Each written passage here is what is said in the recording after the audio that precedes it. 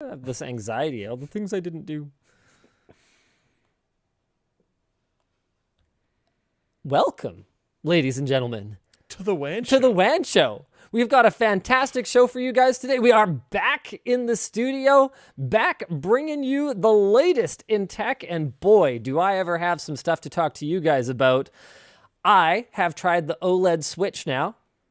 Oh. And I'm ready to talk about my experiences. Oh. I did not get to host the short circuit because I was busy doing other stuff today, and it sucks. But I did manage to go crash Anthony's party and try it out, so I'm going to talk about that. That's cool. Also, I ended up entering a feud with TeamViewer over this last week because I've kind of had to do a little bit more remote desktop-y type stuff. I'm reformatting my personal rig, as you guys know. Maybe we'll give you some updates on the Linux gaming challenge. Yep. We don't want any spoilers, obviously, but we are going to be talking about that. What else we got today, Luke? I'm going to scroll down. Twitch has leaked, just like the whole thing. And Luke, in particular, I mean, you might have noticed he works on a video streaming service, so I'm sure he has an interest in the contents of the Twitch leak. Also, our headline topic, I didn't say it, so you better say it.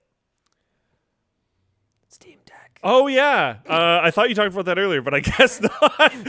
Valve dangles Steam Deck internals in front of all of us. They show us all the insides, how to remove some of it, and they announce some very cool things for Right to Repair. And I was getting called out on our title for the video today. I have more to say about Steam Deck. This is in the pre-show. Do you really have more to say, Linus? No. But I am not the only host of the WAN show. Hey! There we go. Okay. Yeah. Luke, this is a new leaf, okay? New set, new attitude, new Luke first show. I'm not even going to do it. I'm not even going to talk for the rest of the show. You go ahead. That's rough. You go ahead. Well, we run the intro. You can do that without talking. No, I can't do it. You can't even hold it. You can't even hold it for the intro video. He looked like he was going to explode. You guys didn't get to see it, but it was there. All right, I'm talking again. Oh, wait, okay, let me see if I can figure out. Jake showed me how this is supposed to work, I think. I thought they were supposed to be up there by default. No. As well as Seasonic. As well as Squarespace. Now, I toggle those back. Okay, this is really not that great. That's fine. Let's go back to the wide. All right. Let's jump right into our headline topic today. Valve dangles Steam Deck internals in front of users, says no touchy. This was prepared by Anthony Young. Sort of. It's a little complicated. Yeah. So, Luke, did you watch Valve's video? Yeah.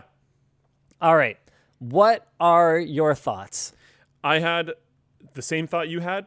Partway through watching through the actual just video before I watched you guys watch the video. You watched both. I did. So you watched an actual video, then you watched someone else react to the video. I didn't know you guys were going to react to it. How does it feel to be Gen Z all of a sudden? Just Well, I watched you guys react to it because I was looking for a float plane showdown. Yes.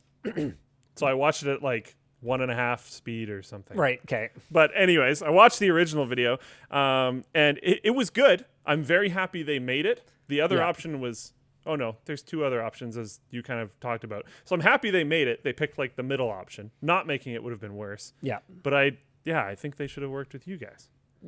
Yeah. And like for a lot of the same reasons. Like I'm watching it, we had the same reactions. Like okay, we're gonna unplug the battery, and then the battery's randomly plugged back in. We're gonna show like the thumbsticks out, and then the thumbsticks are gonna be back in randomly. It's just like like the cutting was a little weird. But again, I really don't want to hammer on them too much for it because at least they made it at all. Now, here's something, though. I ended up getting called out in the comments under that video. I think I had a couple of people tweet at me saying, Linus, you didn't even understand, okay? It was, like, satirical. It's like the Portal sense of humor. And I'm sitting here going, no, it's not. No, I don't think so. And again, it wasn't a horrible video. No. It just could have been better. Yeah. And like, to be clear, they did obviously have a sense of humor about it. This is funny. Yeah. We actually missed this in our reaction video because we thought it was over. But at the very end of the video, they say something along the lines of, and if you've been following all of these instructions, you won't have done any of that stuff. And then they close out the video. So absolutely they had a sense of humor about it, but I guarantee you that it was not intentional for them to be working on the machine with the battery plugged in. Yeah. After they specifically said, unplug the battery in order to work on the machine, because that is actually very important. It seemed like they shot everything Yeah. and then voice-overed it, and it really didn't line up all that well. Yes. So they had to like cut it kind of oddly. Yes. I thought the presenter was like actually pretty good. But anyways, it was an exciting video. The him specifically calling out, I heard it as well. He only really specified, I think it was the thumbsticks. Yeah. But any amount of like replaceable parts is going to be really cool, and especially the thumbsticks. Yeah. Because like, and I believe Anthony called this out, but thumbsticks on things like the Switch, like, oh my. I mean, another thing I got called out for was sort of pretending that joystick drift is somehow a Nintendo exclusive image. Oh, no. Problem, issue. That's the word I was looking for. Right. And no, it's certainly a very famous one. It's certainly been a huge problem in very recent memory. But to be clear, joystick drift is an enormous problem no matter what kind of joysticks. And someone in the comments put it really well. They're like, no. Joystick drift, joystick failure is a problem for joysticks. Yeah. Every joystick will fail, and it's kind of inherent to the design. You know what finally failed is my old Thrustmaster Top Gun. Oh, no way. It wasn't working the last time I tried to use it, and I opened it up. I was like, okay, so these are just potentiometers. Is this something that I can... A few short Google searches later, nope, PNG. If I really want another one of these, eBay is the way. I will just buy another one, because you know what the problem is at the time that was bought for me as a kid, right? I was like 7 or 8 years old or something like that, maybe 9. And it was kind of a small joystick so that I could use it as a kid. Well, nowadays, any high quality joystick, because the joystick market has consolidated a lot. Yeah, there used to be tons of vendors, all kinds of high quality sticks, because joystick games were far more popular. I mean, MechWarrior was like maybe not AAA, but at least a single A, double A title. I also back think in the... while like Microsoft Flight Simulator is like a thing today, it was, I would say, proportionally a much bigger thing in the past. Yeah, I think that's fair to say as well. So that whole genre of like space sims and flight sims was enormous back then. Yeah. And so we had all these options. Anyway, the problem that I have now is that every high quality joystick is really designed for adult hands. And so I can't reach all the buttons. They're also sucks. I find a lot of the high quality ones, like the Warthog, which is a really nice one. Yeah. It's very heavy. Yeah. And like the grip is one thing, but it's very heavy, and that can almost result in it being slower. I think we talked about this before. The Top Gun is really fast. Yeah. Like Twitch reactions were really good with it. To get back to the joystick drift, I think the reason why I kind of jumped to Nintendo right away is, one, I think the Switch controllers probably get abused a lot more than other controllers. Yeah, that's fair. Just slipped into a backpack. Shoved in bags and stuff like that. Yep. And also Switch controllers are really expensive. So yes. I think you got a little bit of a combination. I'm not trying to like hammer on Nintendo specifically, but I mean, think we it's can a hammer on problem Nintendo for their controllers being way too expensive for what they are. They are. It's really ridiculous. Expensive. Yeah. So that's why that like immediately came to mind. Is if there was a more easily user fixable Joy-Con thing, that would be great. That would be really, really cool. Elimination Twitch TV says no, MechWarrior 2 was definitely AAA back in the day. Everyone played it back then. Yeah, that's fair. That's fair. So, other than that, I mean, is there anything else to really say other than good guy Valve? What do you think that they could do better, if anything?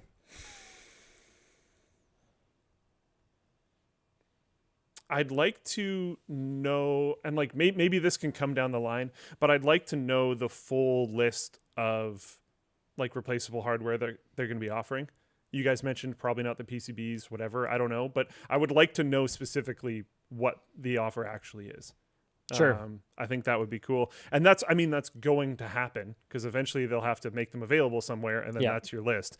But yeah, no, I think it's good. Something I said to you after I had watched that video was that I'm really stoked that like from between the framework and now this, and there's a topic we're going to be talking about later on in the show that has to do with Microsoft, which is really exciting.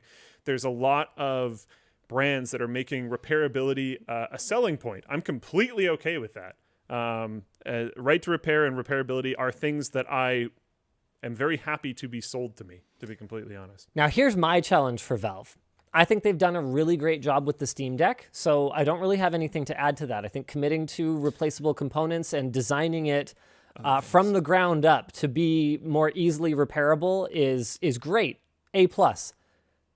Now take that philosophy and apply it to your other bloody products. I had an issue with an index controller a little while ago, where what happened was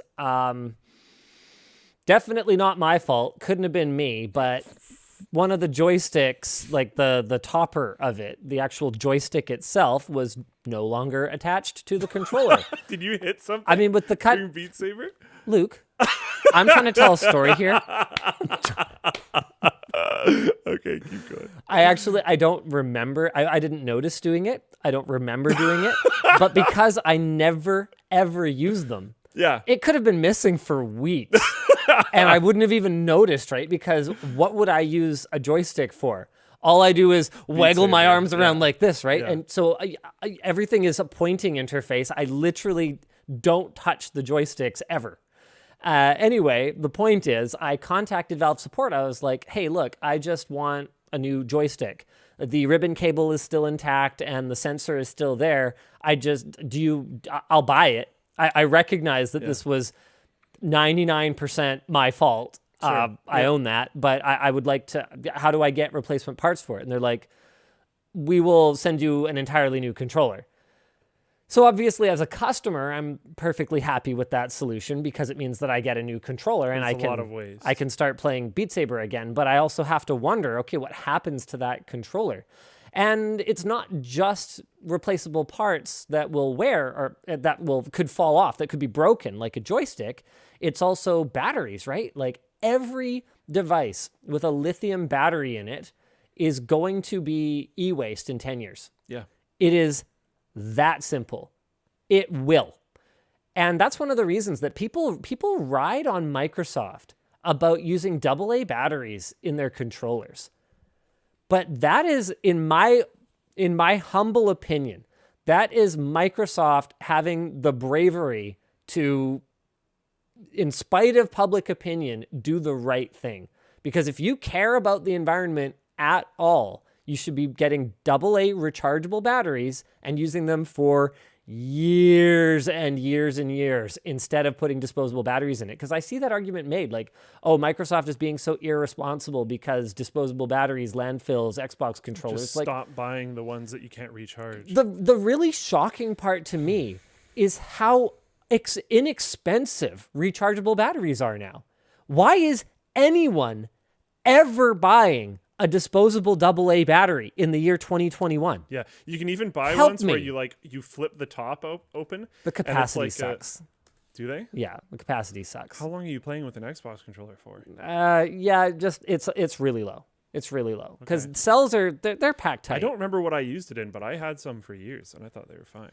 Hold on, Amazon Basics AA batteries. Okay, rechargeable. Here we go. How much are these stupid things? I don't know what Power Owl is. Okay, so a 16 pack of 2000 milliamp hour AA batteries from Amazon is $22.99. Okay, a 20 pack of alkalines, and then disposables. There's also no waiting because you can just hot swap. A 20 pack of disposables is $8.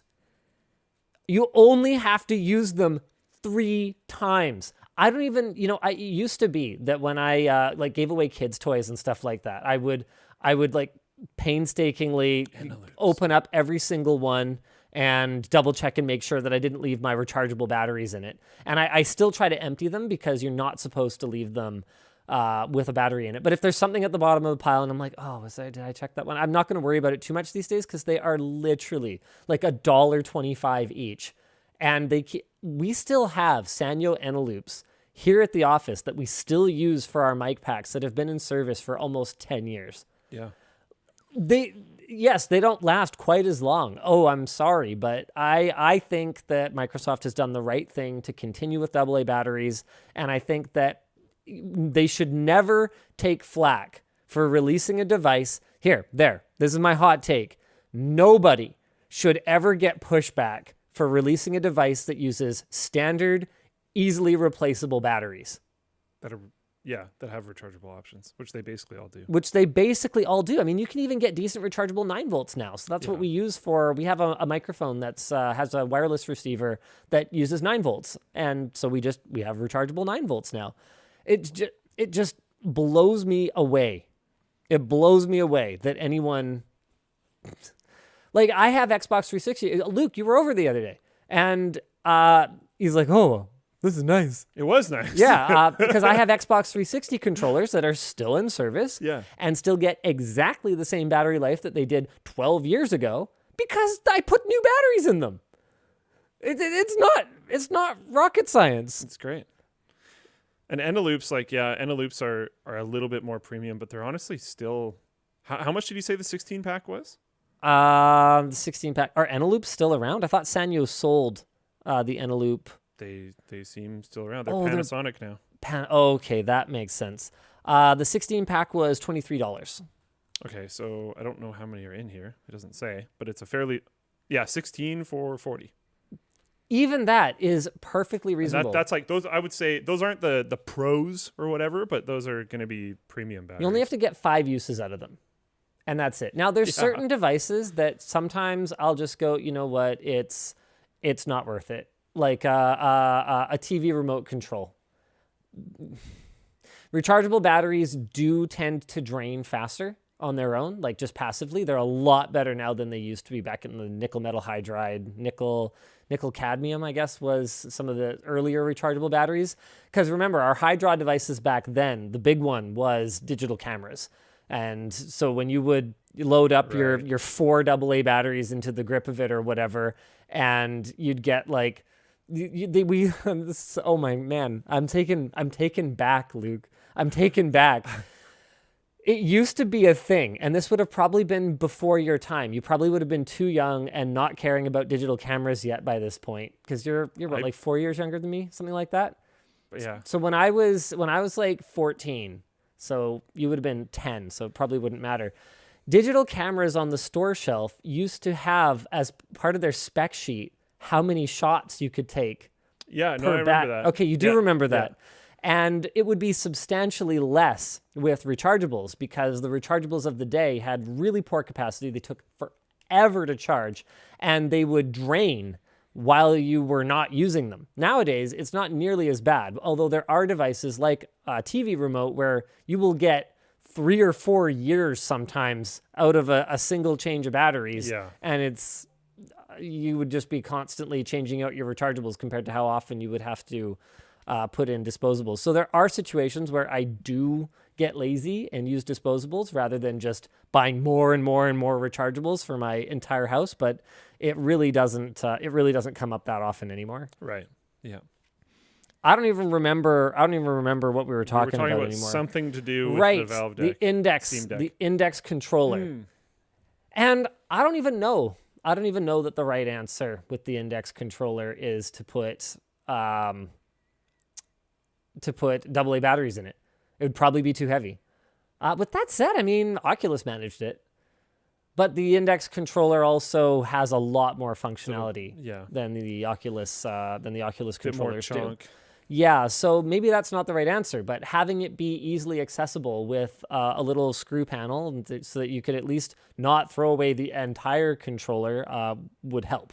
Because you can, I know, like my brother and some other people that I know have had wireless headphones, and they replace those lithium-ion batteries anyways. Mm-hmm. Sometimes with ones that are even bigger and stuff, which is kind of nice. But, all right. Yeah. So Anthony has a few notes in here about the SSD. Valve claims it shouldn't be upgraded. It has an EMI shield on it that is right next to the Wi-Fi module or the Wi-Fi antennas. Would you buy a third-party backing that allows you to put a larger SSD in it? Would that just be like have you pre-ordered one? Yeah. Actually, you have. Okay. Yeah. Okay. So then I pre-ordered one the day we talked about it on WAN Show. as a future, I actually pre-ordered it in the background while we were still on WAN Show because I wanted to not get too late in the queue. all right, I'll allow it. I'll allow it. So then, okay, if someone makes something like that available, do you plan to buy it? Not immediately because I would self-analyze my use case to see if I actually really needed 8 terabyte Steam Deck, anyone? But like, my games drive on my computer isn't even that full. I guess that's fair. You're mostly like a play a game and then move on kind of player, aren't you? Yeah, I guess that's fair. For most things, the things that I tend to go back to are usually like indie games that are tiny. Gondomar says, WTF, Luke bought something. It must be really good. Holy shiz. I'm pretty excited for the Steam Deck. I think it's going to be really cool. Now, I think that transitions us pretty well into our next topic here, which is obviously going to be getting you guys an update on the Linux Gaming Challenge. If you guys have been checking out the stories that I've been uploading on the LTT channel, there's a couple of little I didn't know that. early teasers in there. But, okay, without giving away too many spoilers, I think it's, we've both recorded we've at least got down what we're going to say in our pre-installation blurbs, because the first video is going to be me sort of talking about the process of getting started. So it's like 500, 600 words, and I go through, I've got a rant about how utterly useless every, best Linux distro listicle is. Yeah. It's kind of hilarious. There's this one, man, this is going to be too many spoilers. I don't even care. Let's talk about it. I read through one where you're already ready for this. I know it. Under Ubuntu. Oh no. Okay. You've got that it's easy to use and beginner friendly and kind of a pain to set up. How can you have nice. This is the same listicle, okay? It has pros, easy to use, beginner friendly, cons, kind of a pain to set up. Which one is it? I found a few YouTube videos that I wish I could remember the creator names from, because they're actually quite good. Mm-hmm. But what I found was more useful was if I was comparing two very specific DEs or two very specific distros. Now, that's another thing. It came down to like something more narrow. Everything's full of jargon. So you just said DE.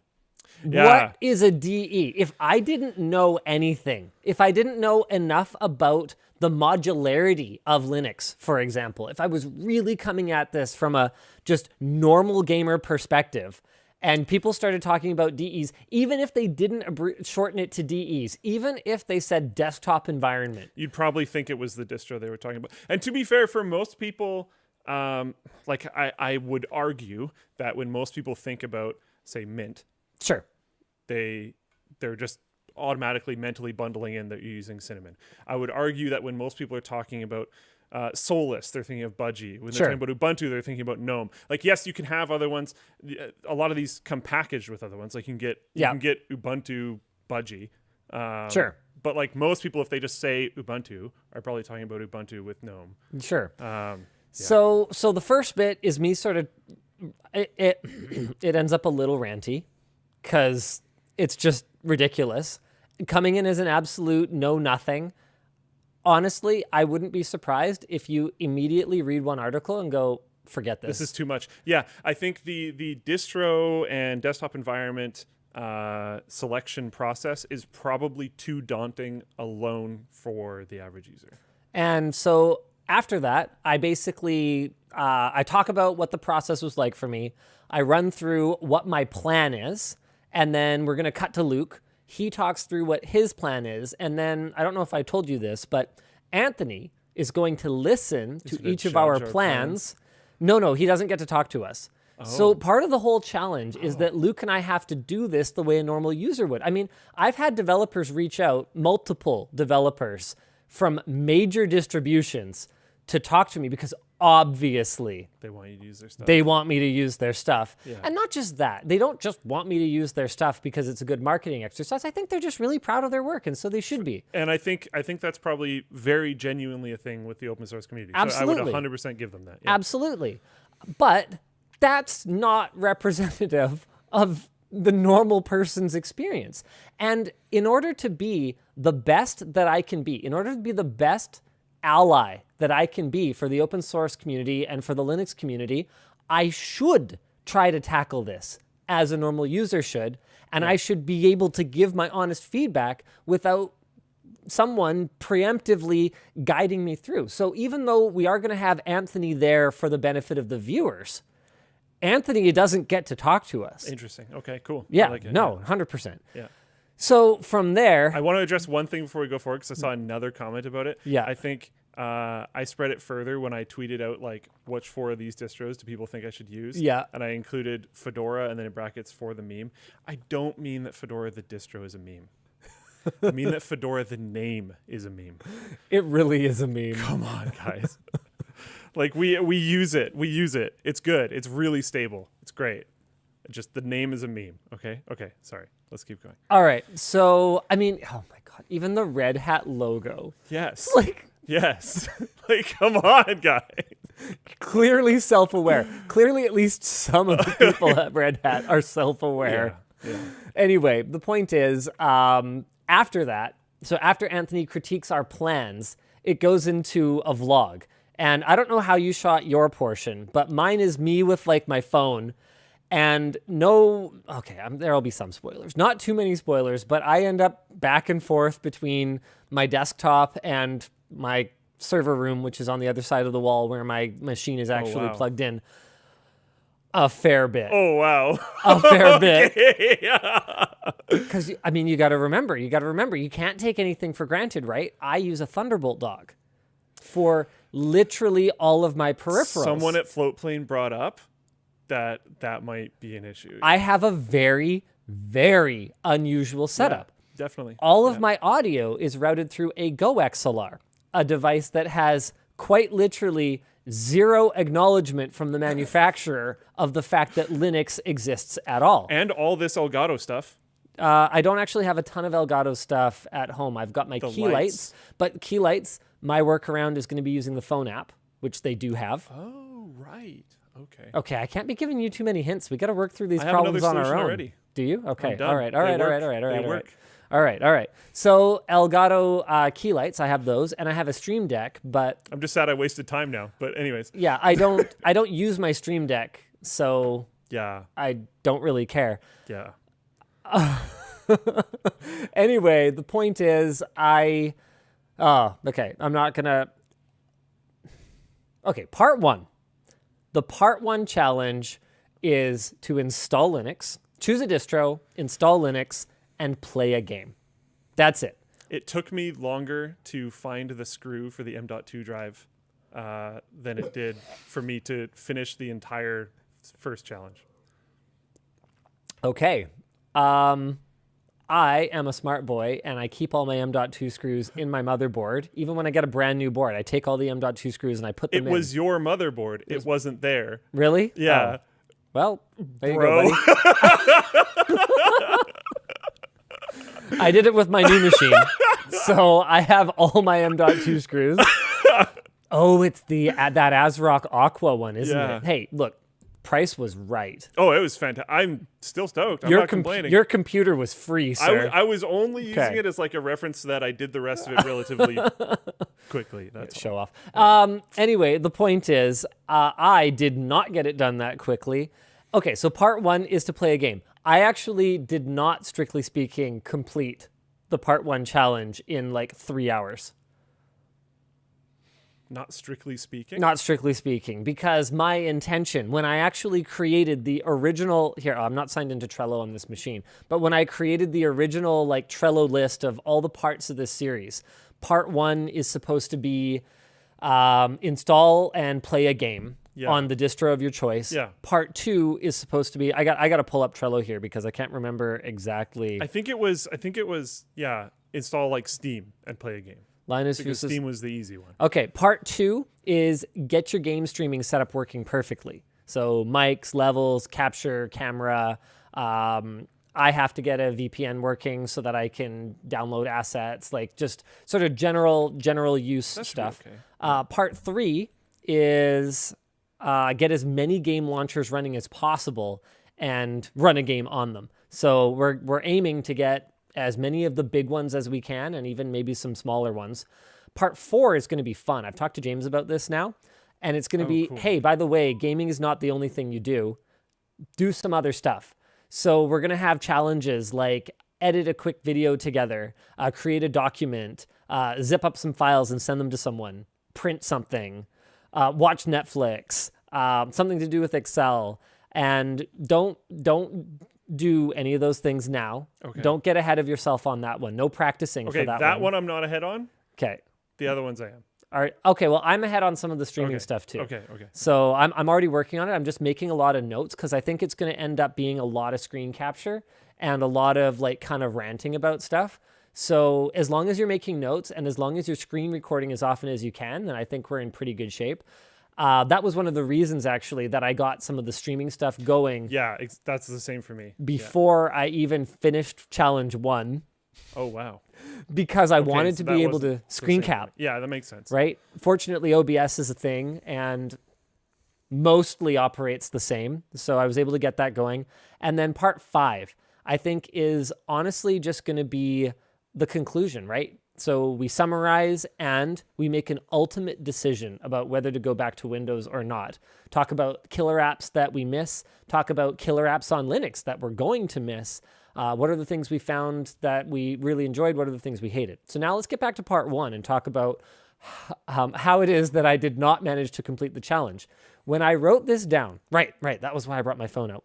I wrote part 1, get Linux, or actually GNU/Linux, and play a game with sound. That's what it says verbatim, because yes, I even make jokes when I'm the only one who will ever read them. I couldn't get sound working. Couldn't get sound working. I've heard... It magically fixed itself the next day. I didn't do anything different. And I have screen capture of it not working, and then it magically works. I promise you I did nothing. And it's Linux, so it probably didn't update itself. Because it would wait for you to ask you to do the laptop.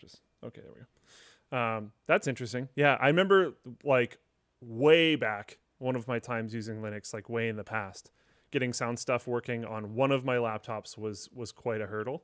But this time I just had to change the device. It was actually, I was pretty lucky. I had some challenges. I had some challenges. Yeah. Okay, so tell me this at least. I've already got a killer app on the Linux side, by the way. Proprietary or open source NVIDIA driver? Proprietary. You went with the proprietary driver? Yeah. It's a piece of crap. Yes, it is. I'm struggling with it right now. It's kind of shocking. I haven't done enough of it, and I want to do a lot of documentation of it, actually, including some benchmarks that I want to throw in that I think might be kind of fun. I know it's not part of the challenge, but it might be interesting anyways, of like the... Am I pronouncing it? Navu? I don't know. The open source driver, whatever. So that one versus 470 versus 460, which are the two official NVIDIA drivers. Sure. But like I've had some issues for sure. Yeah. It just feels gross. Like, I don't know. Have you like thrown Windows around and done stuff like that? A little bit. I've noticed that compared to my Windows experience, things are a little bit more like... Yes. Yeah. Even with like, do you have the refresh rate fixed? I managed to get my refresh rate sorted out pretty quickly. That was one of the first things I did because I get triggered when my screen is running at 60 hertz these days. Yeah, it was really apparent. I thought that was the whole problem at first. It felt worse. Like 60 hertz felt worse than 60 hertz. Yes. But now that I'm at 120, it's totally fine. What about G-Sync? I haven't verified that it's running. I have verified that it's running. Okay. But I cannot find a toggle if for whatever reason I wanted to turn it off. Interesting. So that's where I'm at on that. Because remember, like someone in the YouTube chat pointed out, and this is very true, my setup is super cutting edge and exotic in a lot of ways. Like G-Sync over HDMI is, you might think, yeah, G-Sync, that's not new technology, but G-Sync over HDMI only came up really in the last year or two. Yeah, you have quite a few unique challenges. And like, no joke. A year or two is not a long time if you don't have really excellent cooperation from the manufacturer to get something working in Linux. Yeah. especially when it's super high end, because the priority for Linux in general, from my perception, is openness and sustainability, not like cutting edge gaming. And that's just that's just the way it is. So a lot of the cutting edge gaming stuff that I have and that I do is just not going to be a priority for most Linux developers. Now, the reason we're doing this challenge is that it's hopefully changing, and the Steam Deck is a big part of that. That's why we transitioned from talking about Steam Deck to this, because Steam Deck will be running Linux. Yeah. But it's going to take time. Another thing someone brought up is you're also running an NVIDIA GPU, right? Yeah. So we almost certainly would have had a easier time on both sides if we were running AMD GPUs. Yeah, possibly, but then I wouldn't be running G-Sync at all. Actually, I'm thinking, FreeSync over HDMI is a thing on that monitor. Oh, actually, I don't know. It's not the LG TV, it's Aorus's monitor. I have no idea how it behaves with FreeSync. Not sure. No idea. But yeah, there's a lot of differences when it comes down to hardware. I was even kind of wondering, like, I don't think a Titan RTX is like a super common card. No, but it's similar enough to the 2000 series. It's basically a 2080 Ti, which is basically a jacked up 2080. Like, I'm not actually expecting that to be a problem for me. I will tell you though, man, I don't know what it is. I think I attract misery sometimes. The first game I tried to play, I was like, oh, I've really been enjoying Cave Story Plus. It's an older game. It's Linux native. It doesn't got a sound Linux bad. native client. First game I picked has issues with launching off to the side. Okay, so like part of the frame was cut off. Has issues with controller support. The sound wasn't working. And for whatever reason, this particular game, not every game, other ones are fine. Crosscode was fine. Broforce was fine. This particular game doesn't support cross-platform cloud saves on Steam. So I had no sound, couldn't see part of the frame, couldn't use my controller, and my save file was gone. So That was my very first Linux gaming experience on my new machines. I've definitely just ran set into up. the cross-platform cloud saves thing. That's unfortunate. That didn't really make it into my notes. Okay. Well, it's in Because- mine, so. Just for me, that wasn't like starting to game on Linux. That was specifically transferring from Windows to Linux, which I guess is part of it. But yeah, I don't know. Either way, first game I launched was FTL. Had none of those issues. Just didn't have my save. Yeah. So yeah, but it worked. Yeah. So yeah, There's been a lot of have you tried another launcher? another launcher. Sorry, what do you mean by launcher? Like BNet, Origin. Oh no, not yet. I haven't even gotten as far as playing games with Proton yet. I've only put remember, first I put 3 hours into getting Cave Story running with no sound. I did manage to fix the off kilter rendering. Okay. I ran in Steam Big Picture mode. What I was trying to diagnose at the time was actually the controller support. I was like, oh, well, Big Picture, Just solved it. part of Big Picture's whole jam is, just making it super easy for controllers to work in Steam games and in the interface. So I figure, okay, if I go right into it from the interface, I think the controller issue ended up being kind of pebcac, and I was just kind of overwhelmed by all the other issues that had cropped up in this game. Like, I think I didn't select controller before trying to rebind my thing. Like, it's kind of a weird interface that game has. But anyway, It can be sometimes a little hard to differentiate between pebcac and the user experience just being pretty rough. Yeah, so I did solve the off-center thing with Steam Big Picture. It would go right dead center. And then I tried it again, not in Big Picture, and it was off to the right again. And then the next day when I came back and sound was working, it launched without Big Picture dead center. And I was like, okay. All right. Play Thank this game a little you. bit. Yeah, that's cool. Oh, man. The launcher experience is interesting. That's all I'll say. Launcher experience. Okay, well, hey, I have that to look forward to. Make sure you're working on the challenges kind of one at a time, though, Luke. Otherwise, things are going to end up kind of sloppy. I only added one other launcher, to be fair. Okay, all right. And I was very curious. I haven't gamed on Linux at all before. Basically, every time I've installed it, it's been on a laptop, and it was for school.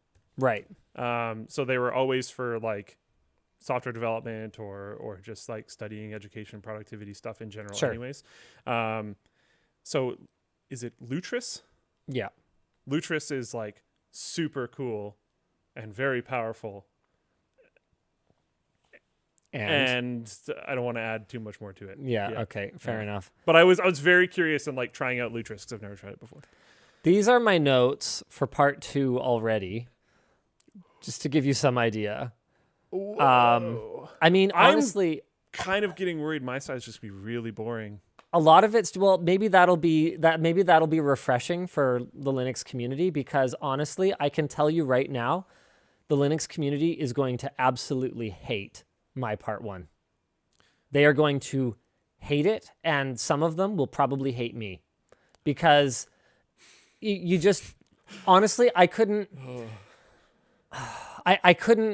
write some of the stuff that happened to me. Yeah. Like I couldn't make it up. Truth was stranger than fiction. And the thing is, anytime I say anything, whether it's positive or whether it's negative, there's going to be a small subset of users who are going to say he's shilling for this or trashing that or whatever. He's got some agenda. He's got some hidden motivation, right?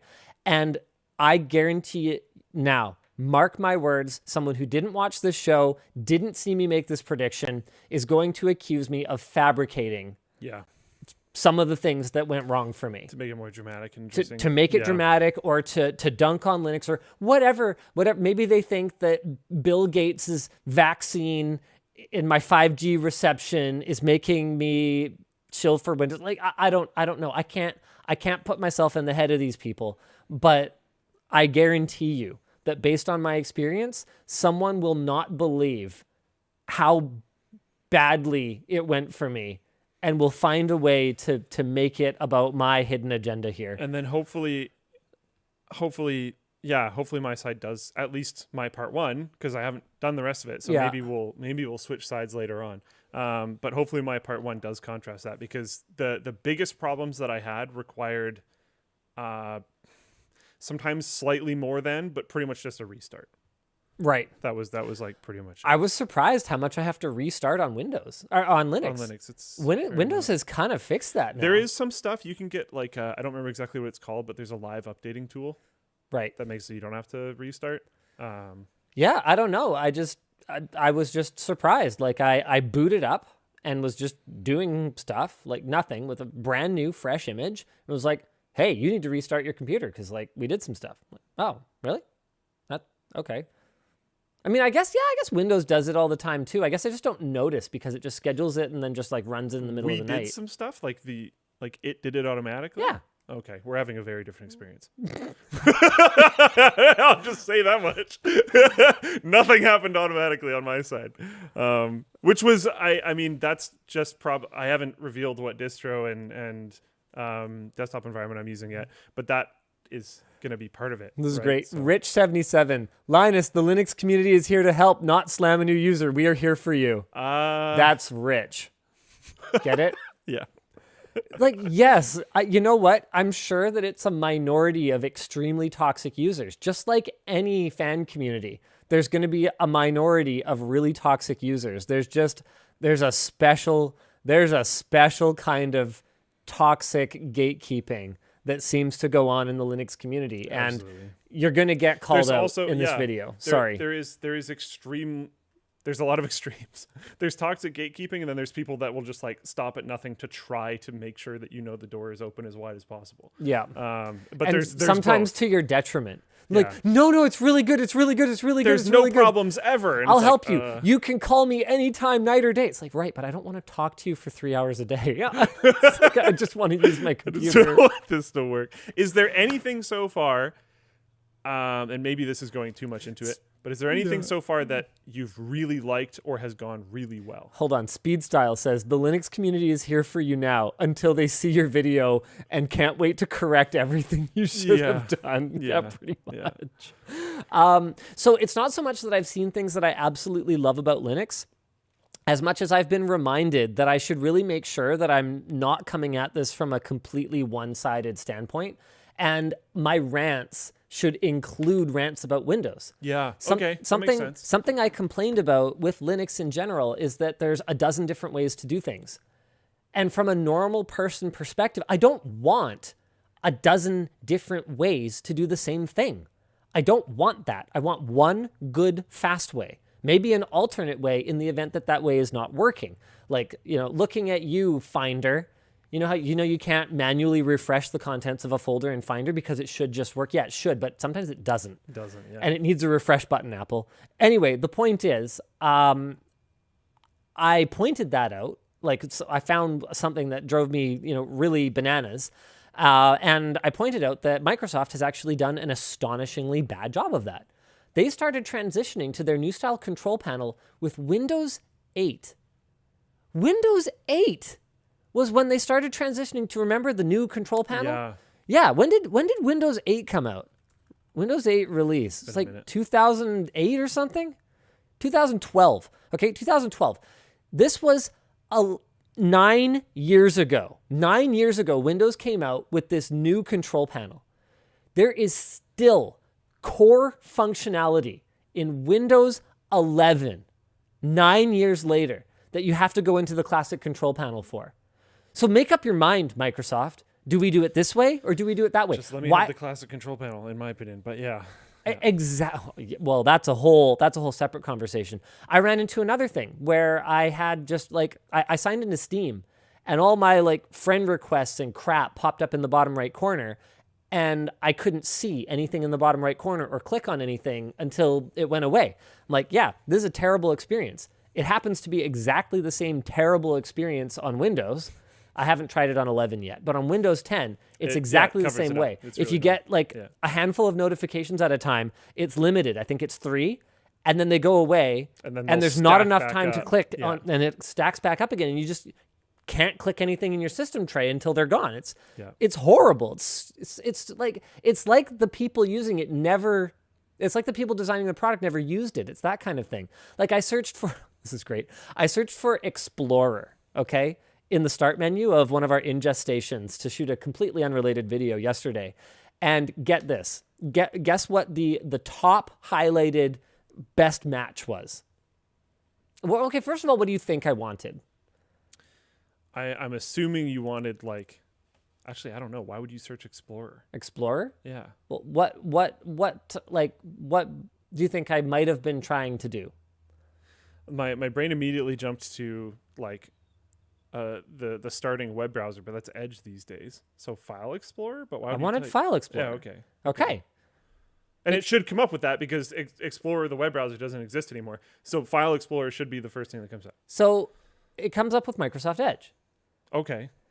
So somebody manually intervened, manually intervened in the search results and said, nope, that thing that is an exact character for character match is not the best match. It's this other thing. It's this thing that we really want you to use. Please use it. Please use Edge. Please use Edge. We're gonna re-engineer how open with preferences work to make it way harder to not use it. Please use it. Please use it. I mean, it's infuriating. And so I guess, I haven't been reminded. I haven't found so much things that are so much better with Linux as I've found things that are also horrible about Windows, but that I just didn't really think about because I glide right through them. Like, okay, here's something that has bothered me on the particular desktop environment I'm using. When you click the button that clears away all your windows and takes you to the desktop.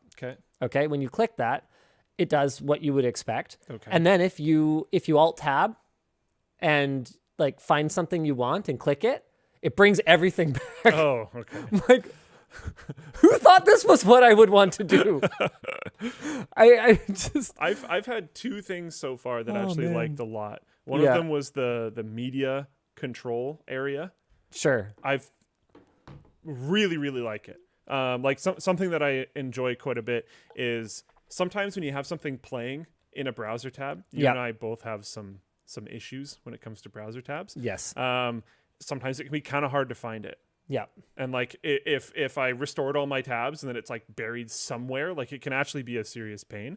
And yes, there's the little speaker symbol on the tab, but when you got a lot of tabs open, it's pretty small, and so this one will show you the different media things that are playing in the sound control panel. Right. And you can just pause, play, do whatever you want individually right there. That's pretty cool. I really like it. It also, if you had like some native app, like say Spotify, Yeah. or one that's looking locally, all the controls for it would be available in there as well. That's pretty cool. Next song, pause, everything.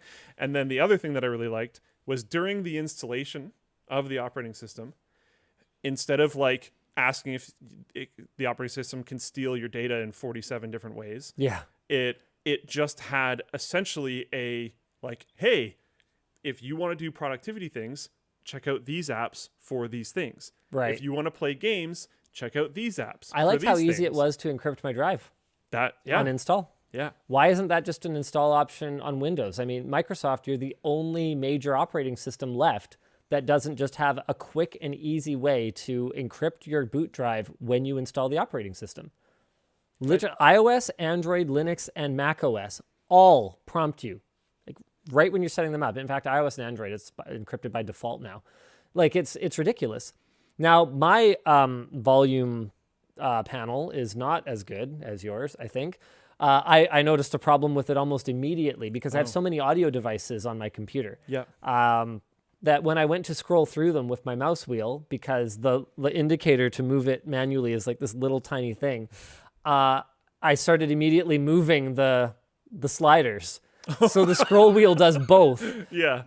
Like tilting, or not tilting, but like rolling through all the interfaces and also adjusting the sliders. So it's like impossible to use. Our layouts are so different that wouldn't even be possible on mine. Yeah. The thing that I really liked, like really liked about that, like it was a slideshow, essentially a suggestion slideshow. Yeah. Is the new user experience there is so strong. Because if I'm genuinely a fresh user to Linux, I probably did some amount of research. Yeah, but or not. Like, what if you just want to play video games? You also might have done none, right? And you don't want to pay for Windows. And what if it's that simple? I actually really like a lot of them, but the application names are often quite different. Yeah, I wanted to open something, and it's like, would you like to use Kate? Yeah. And I'm like, what is Kate? Yeah, like I had to Google it. Yeah. On Windows, it's like, would you like to use Notepad? Notepad, that's pretty self-explanatory. It's really straightforward. Yeah. Yeah. So what I really liked about that was it went through basically all the standard things that you'd use your computer for. Yeah. And it gave you like, these are, I don't know, not necessarily the best, but in a lot of situations, pre-installed options or very easy to acquire and use things that you can do to get this really genuinely wide range of things done. Right. And I actually thought that was awesome because if I was a new user, I would have very likely either written that down or taken pictures, but like been way more prepared, genuinely way more prepared to actually use Linux than I would have before that slideshow. So I want to give Floatplane chat's freaking out. They figured out what desktop environment I'm in. Well, guys, wait for the video because there's definitely still going to be surprises. Luke actually knows one of the surprises that is going to be in the video because I couldn't help it. I was like messaging him at midnight. I'm like, have you ever seen anything this wild? Genuinely no, actually, which is pretty crazy. It was absolutely wild. Okay, can we talk about Kate for a second? Sure. Because the reason I was using Kate was because I wanted to download a script from GitHub that I wanted to run. Can I just say for a moment that no offense, development community, but the fact that on GitHub, a script doesn't just download in a text format is the stupidest thing I have ever seen. Acquiring things off of GitHub is a little weird. It's actually brain dead. Yeah. That when you download a script, it downloads as an HTML file. And then the best part is that on Linux, file extensions don't mean file extensions. File extensions mean a helpful little hint about what might be inside it. So it's literally got a text file or like a script file. I forget what the extension is, But when you try to actually run the script, it's like, this is an HTML file. I'm like, why is this an HTML file? Why is it that the way that I acquire this script is to copy paste it into Kate and then save it as that extension and then run it? Why is it so ass backwards? Everyone's calling you stupid because you didn't click get raw. But But it's one of those things that are it's a user experience thing, right? Like if you're very used to GitHub, yeah, it's not a big deal. But if you're a new user to GitHub, it is genuinely an odd experience to get things from GitHub. It is. Oh, that's great. So raw does. I still have to copy paste it. What are you talking about? Unless you I guess you could right click and save link as sh file. Okay, is that going to be a proper script, or is that just going to be another HTML file? I haven't done that in a long time, but I think it should be okay. Yeah, I don't know. I forget how I ended up actually downloading it. People are saying like, or curl, get the link, etc., etc. Yeah, sure. The problem with a lot of this stuff is you have to know. Yes. You have to already know. Yes. And if you don't already know, it's not obvious. To be a very difficult thing to get across in this video because a very large amount of people will just not accept that. I know. And it's like back to Rich 77's comment. We're here for you. We're here for you until you do something not exactly the way that we think you should do it. Yeah. But the reality of it is, guys, is developers do not get to pick how users interact with their product. And there's a lot of stuff like I was looking up potential solutions to a couple problems that weren't like it was where the user experience wasn't like kind of 100% up to par with what I would want. It wasn't that it wasn't working. Yeah, it's that I thought it could probably work better maybe if I did some work on it. And through Googling, almost all of the solutions that I found were telling people to go. It's like, here's a link to the homepage of the wiki for this thing. Yeah. Go have fun. Which, you know what? If I'm in a tinkering mindset, fantastic. Yeah. But if I just want to play my video game right now, not fantastic. Not great. This was a really good one. I found a guide for how to fix something, and it was like, okay, run this script. Like, how? How do I run a script? I have never run a script on Linux before. And if I can't even manage to get a properly formatted script file because I keep downloading it as an HTML, even though the extension was SH, but it wouldn't run because it was an HTML file hidden inside it. That is not intuitive. I mean, it's surprising to me that engineers and like science, I would think, science-minded people would think a label should not mean what a label is. How could you possibly defend that? Defend a file extension that is not descriptive of what the crap the file is. I haven't experienced this problem, so like I'm not really sure. LMAO making me facepalm. There's a lot of comments like that. There's a lot of comments that are like RTFM, and it's like, yeah, but the whole point of what we're currently analyzing is the new user experience, and people don't want to have to sit down and bust out the manual when they use a new thing. Yeah. And it's way better these days. Sure. Even compared to, I think the last time that I ran Linux seriously was probably 4 years ago. Yeah. It's already way better. And like, I genuinely think that at least the distro that I'm using is outpacing what I think Windows is currently doing. I genuinely think that. I think they're moving faster. I think they're gaining features faster. I think they're on a really good pace. But in terms of user experience, especially new user experience, they are definitely clearly behind. Hypercrusher says that's user error for not knowing how to use GitHub. No, it's not.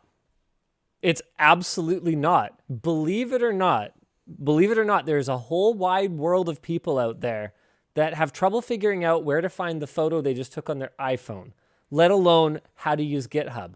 And as long as you hold on to that mentality that those people should just learn better, Linux adoption is going to be very, very difficult and out of reach. That's just the cold, hard truth. And you can not like it and you can sit and be angry about it or whatever. But that's it. That's it. The truth just is what it is. And you can accept it or you cannot accept it. It's that simple. And there can always be distros and desktop environments, whatever, that are much more noob friendly and ones that are really hardcore. Like I think a pretty genuine user error would be to like, oh, I've never used Linux before and I'm not even very familiar with computers at all. I'm going to go to Arch.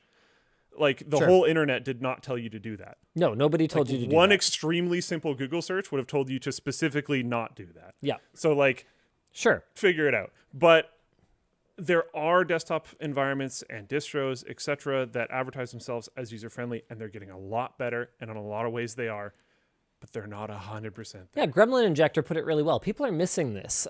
Normal users are not technical. Yeah. File extensions already are a pretty technical concept for most people.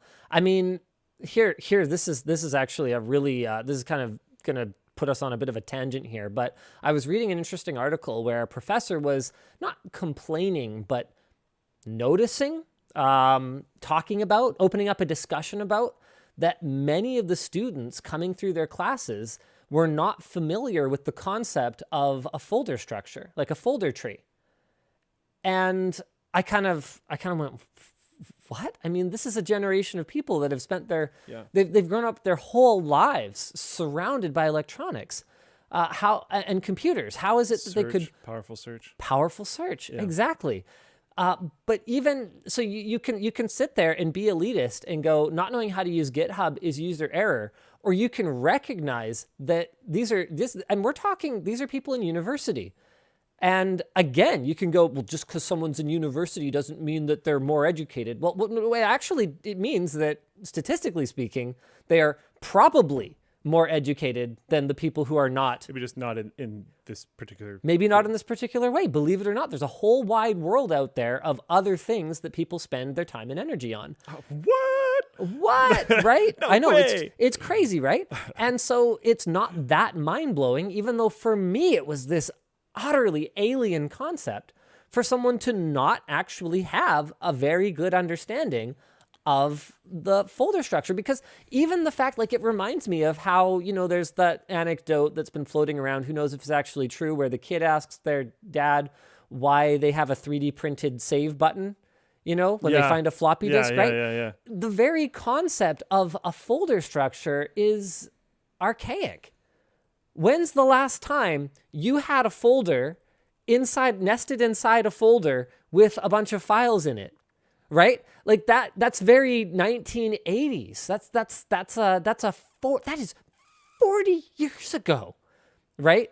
When that idea of paper filing just being a fact of life that everyone is familiar with was a thing. I mean, when I was a kid, we still had phone numbers were still kept in a Rolodex, right?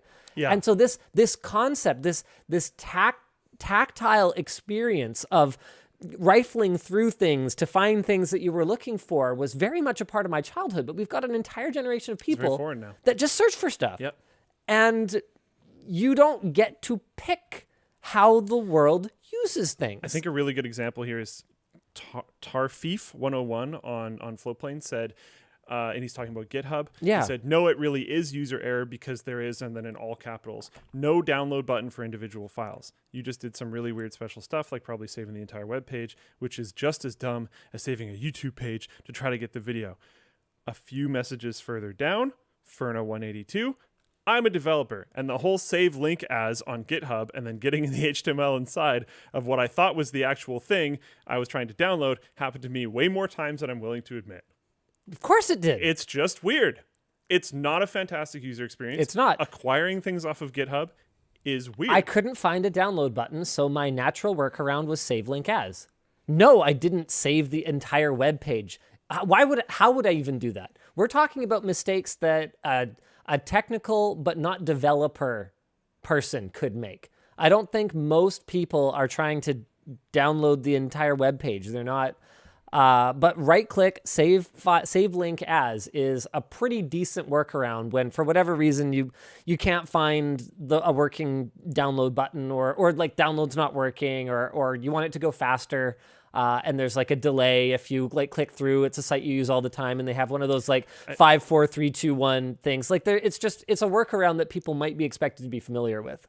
So he then replies to us saying this, but that's how browsers work, not how GitHub works. examine all of the comments around your message. Yeah. That's the way I'm gonna answer that. You've been roasted as much as you need to be roasted. You're cooked enough. We go any further, and Yeah, we're good. that turkey's gonna be burned, not juicy anymore. The answer is add a download button.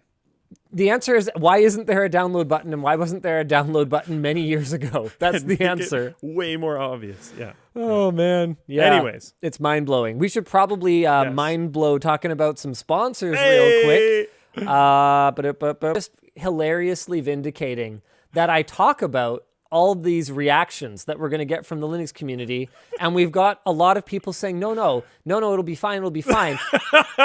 And the second I come out and be a human, be vulnerable, and say I didn't know something and that I made a mistake, you've got these toxic members of this community you suck. You jumping, jumping down my throat, like ready to pounce.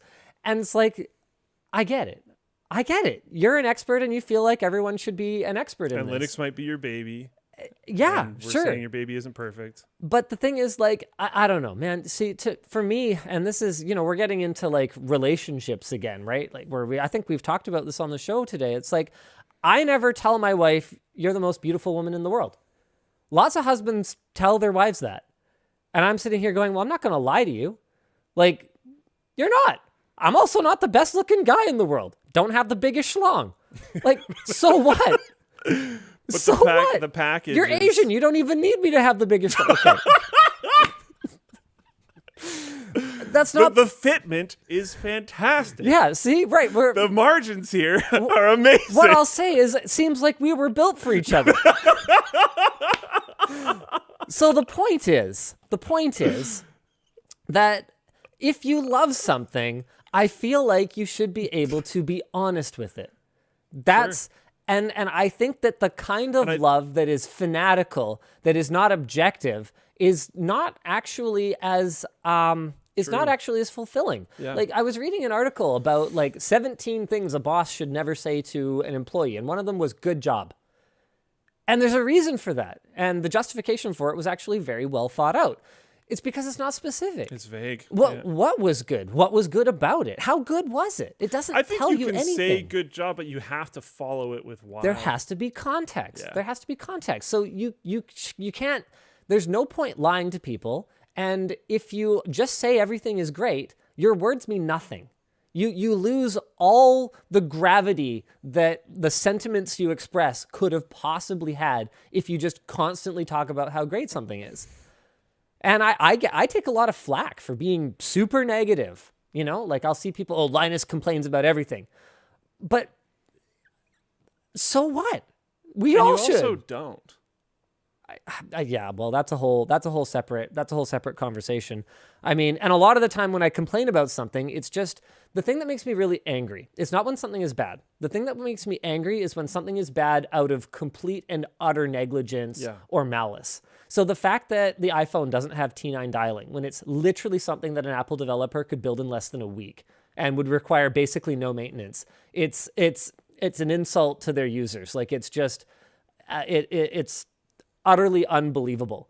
I think there's a lot of, if you aren't just lying all the time or saying things that you're entirely unqualified to say, like if you had truly done an assessment of all like appropriate aged partners that you could have in the world, that would be ridiculous. And probably not an attractive trait for a woman. I was just going to say, she might not even want to be with you. Yeah, I tried out every lady in our geographical area, and you're the best. No, you said world. This would be a big project. Yeah, big project. Would be major. Man, you'd need to drink a lot of fluids, get a lot of chicken soup going. This is a weird topic to go to. Yeah, it's a weird WAN show. But I think if you focus on things that are true and you can fully qualify, they mean more. Because there's that whole concept where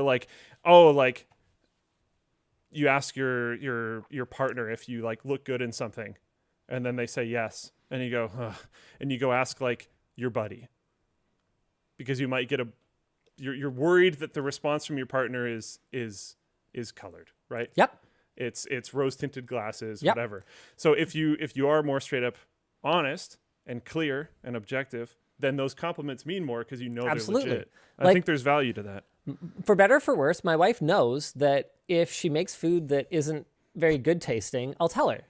Because she's the kind of person who genuinely cares about self-improvement. And in the same way, if And she probably doesn't want to waste her time. If she's cooking food for you, she's If- going to want to cook something that if I set up, I mean, one same of vice okay. versa, hopefully. So let's talk about one of my jobs around the house. If I set up the the universal remote for our media system, and it's in a way that she can't, It's annoying. like, it's or whatever. annoying to use, or it takes too long, or whatever else, she's not going to just Grin and bear it. quietly. Exactly, she's going to tell me so that I can fix it because we want to improve each other's lives. More Like, overall and deeper appreciation. we're in it to win it, right? Like, we're on the same team. So you have to be able to be honest with each other. Luke, please don't make this worse.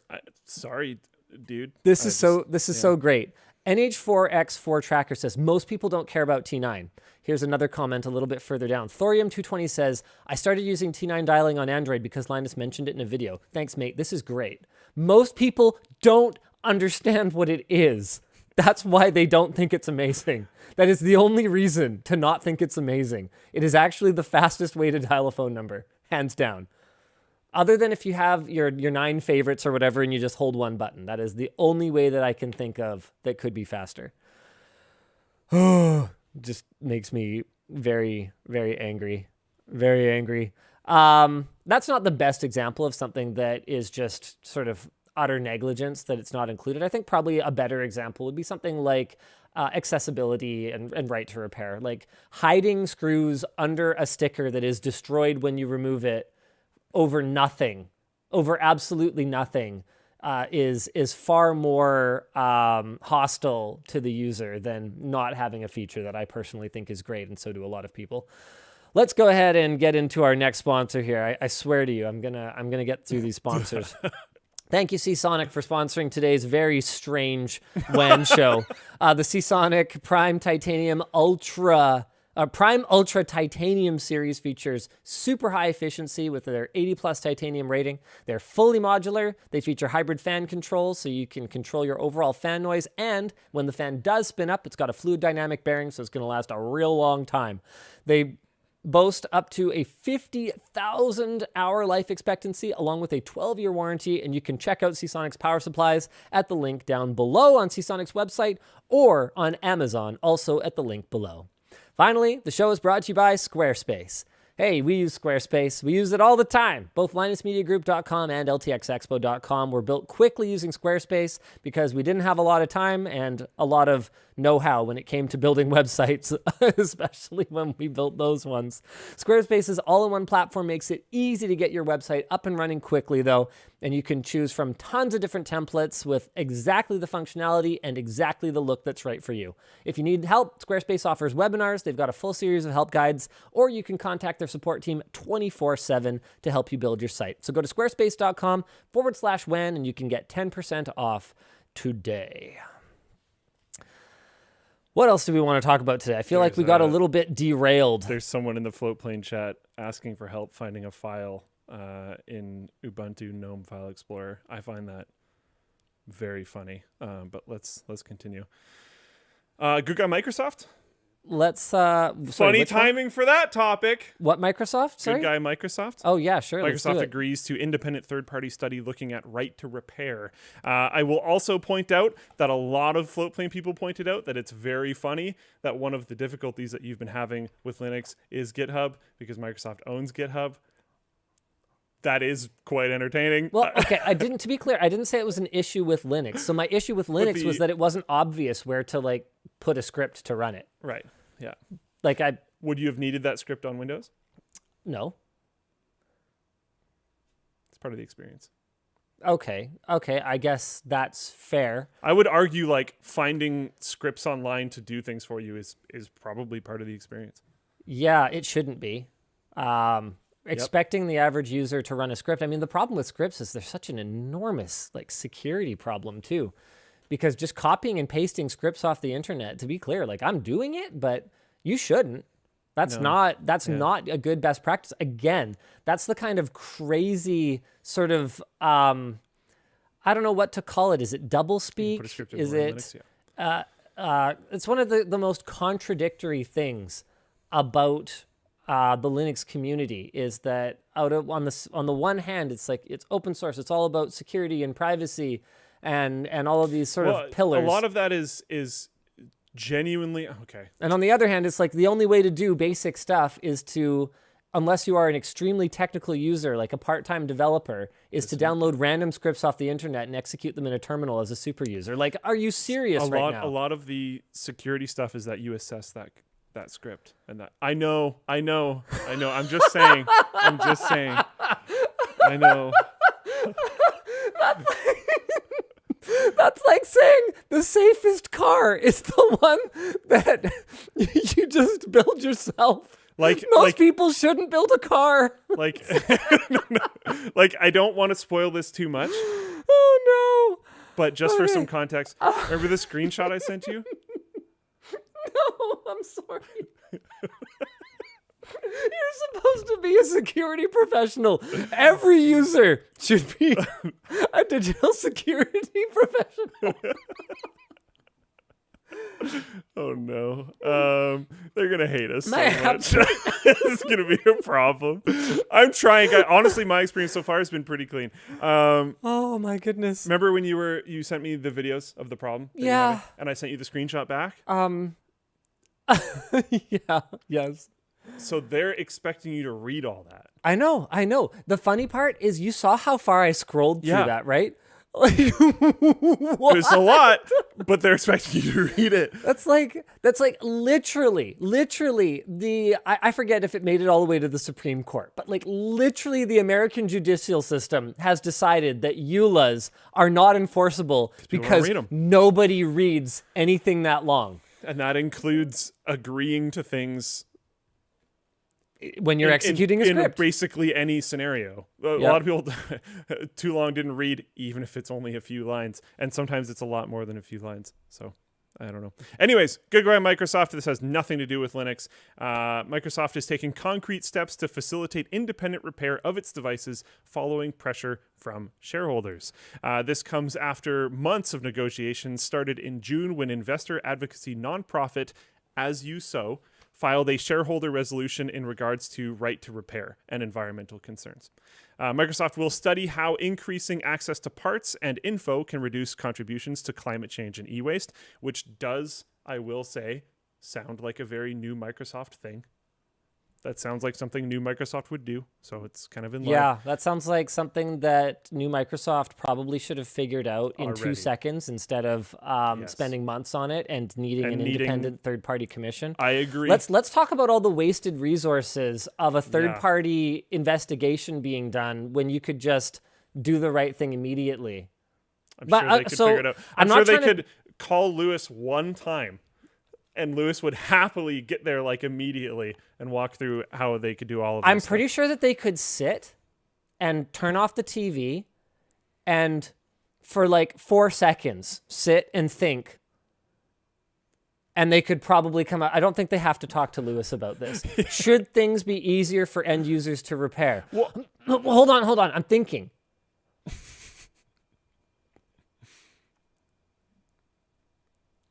Yes. Yeah. I did it. I guess I was giving them too much credit. I got there. Reading this line in particular, will study how increasing access to parts and info can reduce contributions to climate change and e-waste. Yeah, like just get over it. It will do that. Thanks. Remember, this is the start same. increasing the info. And this is the same company for whom an iFixit repairability score of 2 is considered a win. Okay. I mean, we really like the maybe we should change it from good guy Microsoft to like hopefully finally getting close Microsoft. It's amazing to me. And I mean, this is one of those funny things because maybe, again, I'm just being a right to repair elitist, assuming that other people have put the kind of thought into this that I have. And maybe it just isn't obvious to other people. This is not the same. Because this is a company that's probably got, pound for pound, more genius level intellects on staff than almost any organization on earth other than, like Mensa, right? Like we're talking about, you have to be a genius to be a member of Mensa, don't you? I don't know. I mean, I've never looked into membership. I assumed I'm not genius enough. The point is that this is an organization that has enough smart people in it that I'm not inclined to give a lot of credit for them investigating this because there's absolutely no way. Yeah. Sorry, I changed gears here. No, I was trying to play devil's advocate. Okay, it's possible that just because they're genius level intellects, that doesn't mean that they've given any thought to this whatsoever. The issue, though, is that companies like Microsoft and like Apple are clearly putting so much thought into making repairs more difficult that they couldn't possibly have made those decisions without also examining the alternative. If I can try to jump on the devil's advocate side of things, I could say that there's whatever started it probably set a pretty significant amount of momentum. And it's been difficult to kind of gear change, and there's been no real kick to actually start that gear change. And then lately, there's been much more of a kick. Well, let's hope. Let's hope we can keep some momentum here. I'm hoping that's it. We have not talked about the Twitch leak yet. Okay. How are we this far into the show and we have not? Okay, we also, oh my goodness, this is madness. We haven't even talked about how toques are back in stock, ladies and gentlemen. We've got new color. Wow, did I make exactly the same face? That looks like a palette swap. Look at this. Is that or is that not exactly the same picture? Hold on. It's not. The hair's slightly different. That is actually a different picture.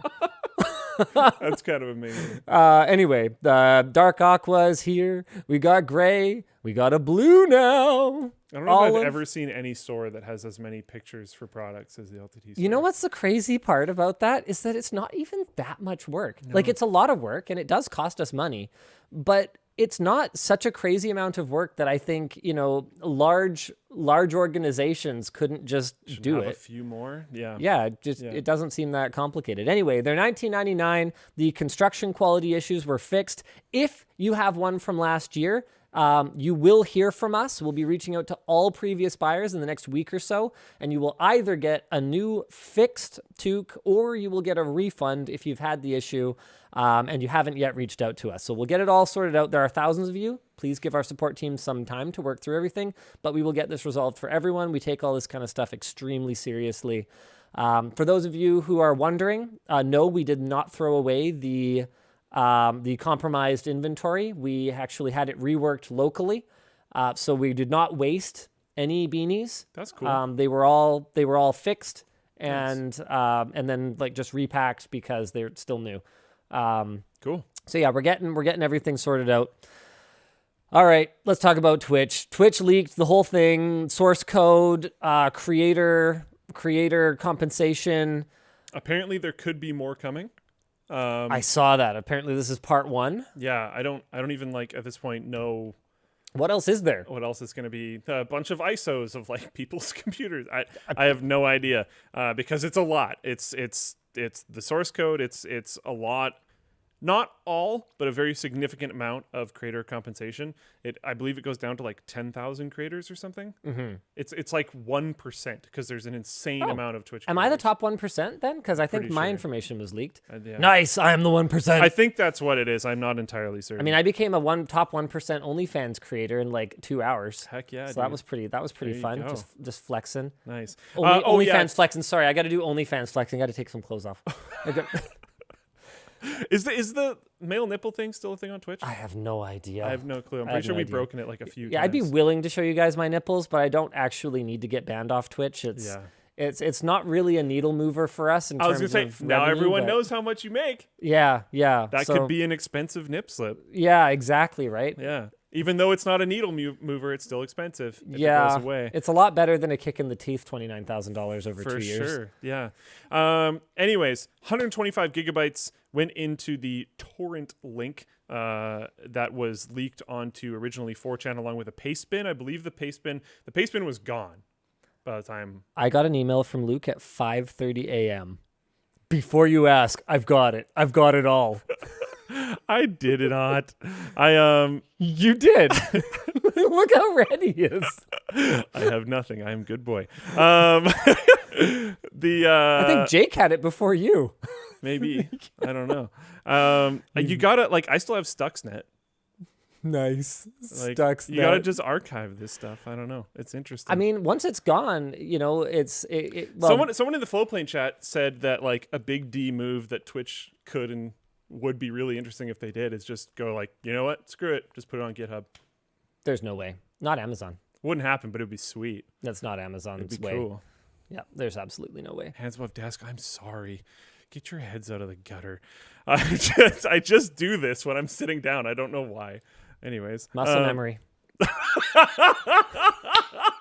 I was just waiting for you to bring it up again. All right, tell us what's in there. Twitch has confirmed the breach has taken place, but denies credit card info or login details were exposed. I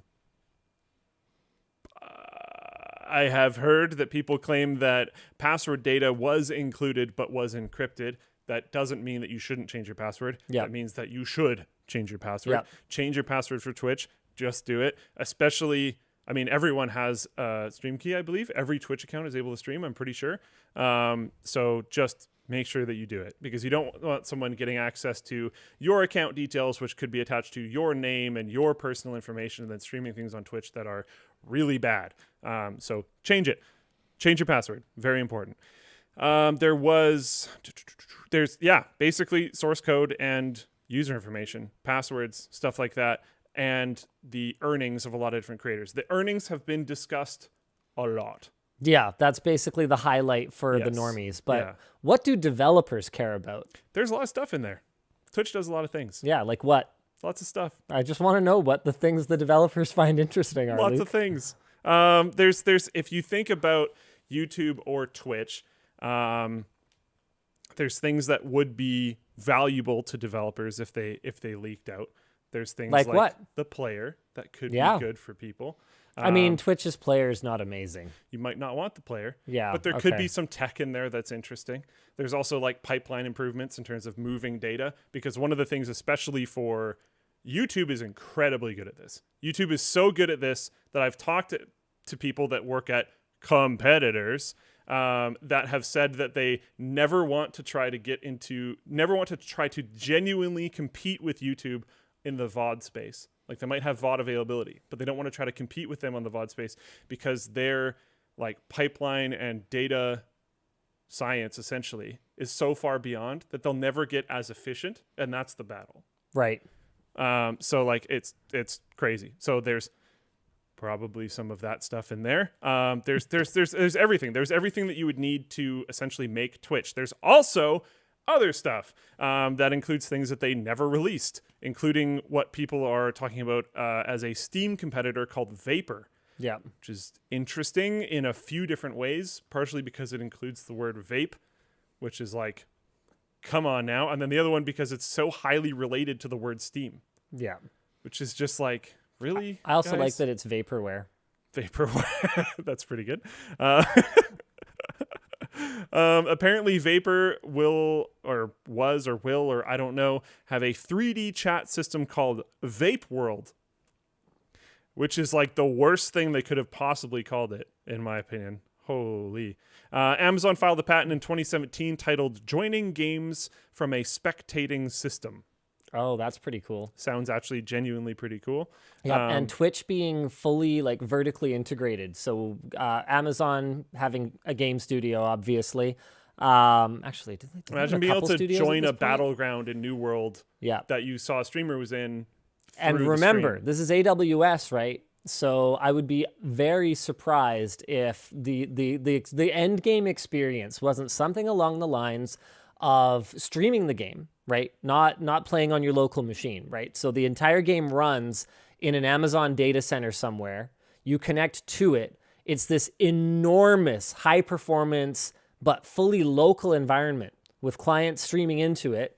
Everyone is able to engage with, like they're able to watch in any number of ways. Like imagine if you could watch a battle royale, but more like in a Hunger Games style, where your camera can be anywhere, right? And by Hunger Games, sorry, I don't mean like the Minecraft play mode. I mean like the movies, like where if you could watch an arena fight, but your camera could be anywhere you want, like literally an unlimited, practically speaking, unlimited number of people could connect and either be playing or observing, and how that would work with a platform like Twitch.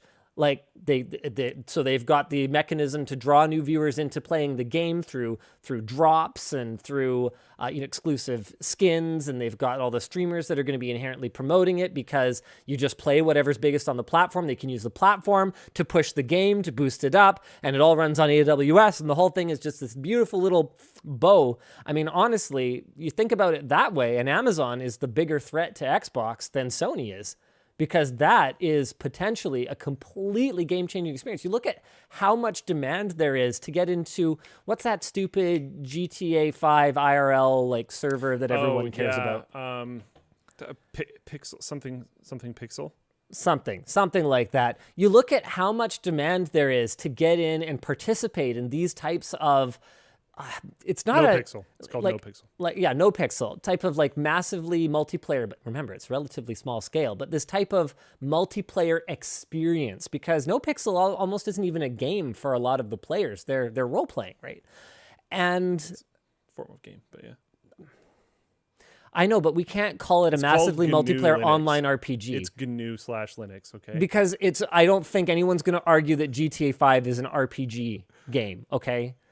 So yes, there are role-playing elements, but I think we can agree that it is still a shooter, adventure, okay, whatever. I don't know what genre. Grand Theft Auto is its own genre. It doesn't matter. The point is that you don't even have to pay streamers to play that. They want to be in there because wherever the hottest personalities are all congregating is where they're going to be able to get the most access to new audiences and to increase their own subscriptions. So all of a sudden, the play for Twitch, which clearly wasn't motivated by Twitch's spectacular profitability, makes more sense. And to be clear, I'm not saying that Twitch doesn't make any money. I'm just saying compared to the $1 billion that Amazon spent on it, if the revenue numbers are anywhere even close to representative of what Twitch is making, it's not very profitable. That site is going to cost a fortune. Stuff. There's these like really big, like the brand takeovers for games are huge. Yep. Big money. Yeah, and that's fair. They'll do like whole site buys and stuff. Like it's big. But a whole site buy, a lot of it is going to end up paid to the streamers on whose pages those banners are showing. I don't think the Twitch homepage is exactly the hottest place to hang out. You go to the streamers you like to watch. So I suspect so. I would say, and you got to remember too. So one of the things that's really important to keep in mind is that the streamer income that leaked does not include donations, and it does not include what was one of the other major ones that it doesn't include? Brand deals. Shoot, yeah, it doesn't include brand deals. But the point is, Twitch doesn't get a piece of brand deals unless they're acting in an bits? Agency. No, it would probably include bits. Acting in like an agency role for the streamer. And even for donations, if I recall correctly, doesn't Twitch take a lower cut for donations? Do they even take a cut for donations? They don't take donations. They do bits. Twitch donations revenue share. Hold on. How much does Twitch take from donations? Subscriptions, affiliates earn 50% of the sub. Some high-end partners keep 70%. Donations made through third-party companies such as Streamlabs go to the streamer. So what's the share for bits? I'm not familiar with it. The point is... Bits is a scale. Oh, it apparently included bits. So even though that doesn't tell us necessarily how much streamers are making, it didn't include exclusivity contracts, right? So even though it didn't tell us how much top streamers are actually making, because there could be donations, bits, whatever, exclusivity deals, brand deals, all that other kind of stuff, what it did tell us is how much Twitch is making.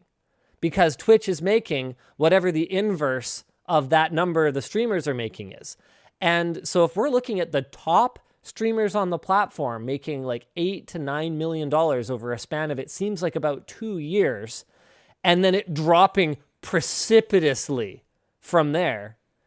I mean, you can basically figure out how much revenue Twitch has.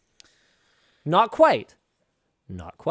There's also, so like Amazon wanted to own the tech to a certain degree, and Amazon wanted to own the watch time, watch time was particularly interesting to them, and I'm sure they're taking a lot of data from their users as well. Of course they which are. is extremely valuable to them. But there's also like AWS features that have come from Twitch existing within the Amazon ecosystem that Sure. they then sell in that way. Like there's other ways that they've been able to profit off of there. But yeah, in terms of subscription revenue, it is quite revealing for sure. Yeah. I mean, it's we're not going to build a Twitch competitor, even Nope. with the source code. Never I can wanted tell to. you, we're not interested in building a Twitch competitor. Already knew that. Yep.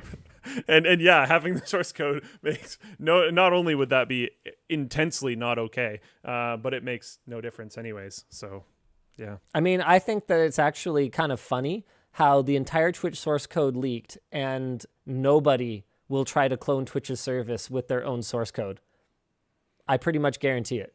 Because the business model, unless you have those supplementary businesses that you can use the intensely technology expensive. for, it's not practical. It's really expensive. Yeah. Yeah, there's a few things. Rip Mixer, right? Like if Microsoft, with their much deeper understanding, I would say even, of gaming, if Microsoft couldn't make that aspect of the business work, I mean, well, apparently there were a lot of issues at Mixer, but my point still stands. It's clearly more of a challenge than just building a streaming platform. You have to actually build a business around it. Epos Vox is in the chat, said, worth noting, though, that Twitch only pays like 5 to 10% of their ad revenue for creators. It's nowhere near a 50-50 split. Yeah. Okay, that's fair. Yeah, most of what creators are making, like if you look at how much you're making from ads on Twitch, it's not a lot. A lot of it's going to be subs. A lot of it's also going to be donations. Donations are huge. Like if you thought you just learned how much these streamers are actually taking away, you're woefully mistaken. But I can also tell you that ads CPMs compared to user donations is not. Nothing. I think ads are a very small part of this equation. Ads are not going to be the game changer that you might think that they would be. Remember, like website banner ads are that's a pretty Web 1.0 way to make money. Now Twitch, because they've got this super dialed in audience, is going to be able to demand more than some random. And Twitch also facilitates a lot of like, like every major FPS player is going to play this new game that came out. We're going to be the in-between between you and all these streamers. Yeah. And it's going to be this huge buy. Absolutely. Genuinely massive amounts of money transferring hands. Yes. Because they're buying out, like I said, like every major gamer. Yeah. Even non-FPS gamers, like everyone on Twitch is going to be playing. I think Apex was one of them. Right. There's been a lot of games that are like that had like essentially no marketing. But on launch days, like every Twitch person is playing it. Yeah. And they're paid to play it because they're like, we're going to be playing this game from exactly this time to exactly this time. And then going back to regular content. It's like, oh, okay. Widgie Ain says, big money Microsoft there. understands gaming. Microsoft owns Xbox. Xbox, yeah. Microsoft pioneered cross-platform licenses for games. That's a pretty understands gamers and understands gaming move right there. Yeah, they don't get everything right, 100%. Definitely not. Definitely not. But they're definitely not complete idiots when it comes to engaging with the gaming community. Nope, that's Xbox One launch Microsoft. That Microsoft is gone. It's a media. Do you want to watch football? It's you're gonna play games like this. You Connect. That was an entertaining launch. Yeah, Pithardle says Microsoft developed DirectX LMAO.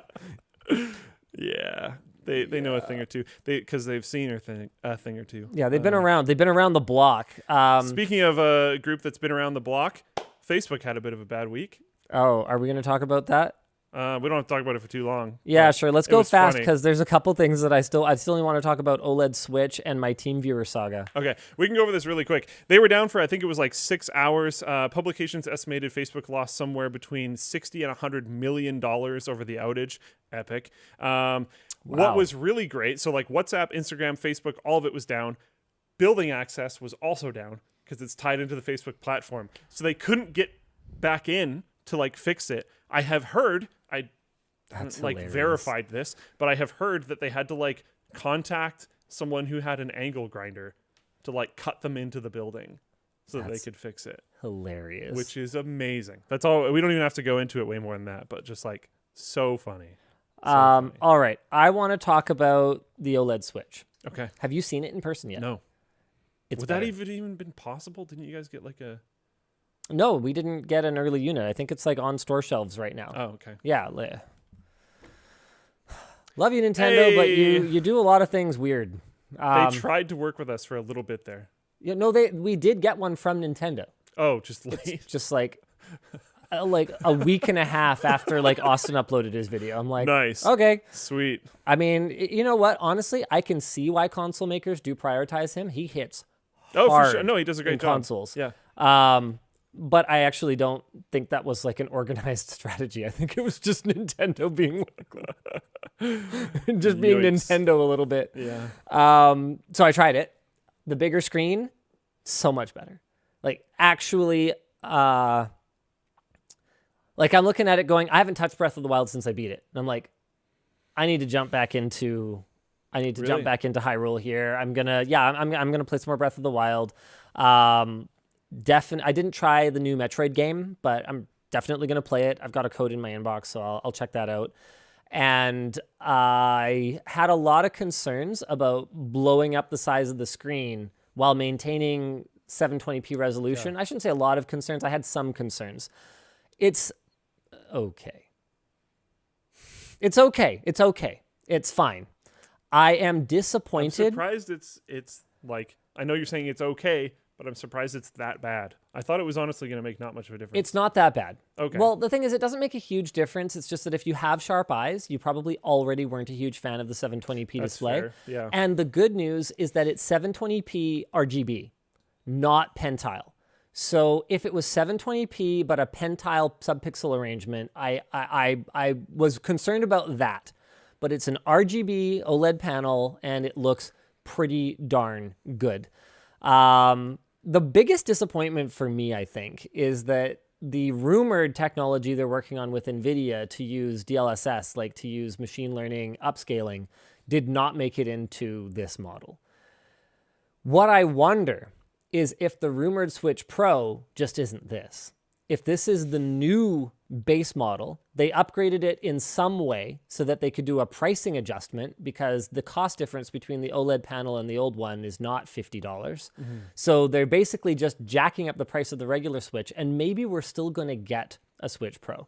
That's kind of what I'm wondering. I have, obviously it's cool, be great to have one. Yeah. I have been not interested in purchasing one at all at any point because of essentially that. I bought it. Not only is I'm sure that's fine. Yeah. Not only is the Steam Deck coming, and that was kind of my big purchase as of late. Yeah, that's a big purchase. But I can't shake the idea that not only is my current one fine, but there's probably another one coming. Yeah, I kind of suspect that there's another one coming, because if you're Nintendo, you're all about charging a lot of money for things, and the Switch is like a $300 console. Is it $300 or $250 in the US? I can't remember. BestBuy.com. United States. I typed in .com, didn't I? Okay, Nintendo Switch. $339? $339. That's got to be a Canadian price. Yeah, it's $299. $299 in the US. So the OLED model is $349. Did I get... Now, if I'm Nintendo, why don't I want a piece of that $500 console pie? That's where the Switch Pro would come in.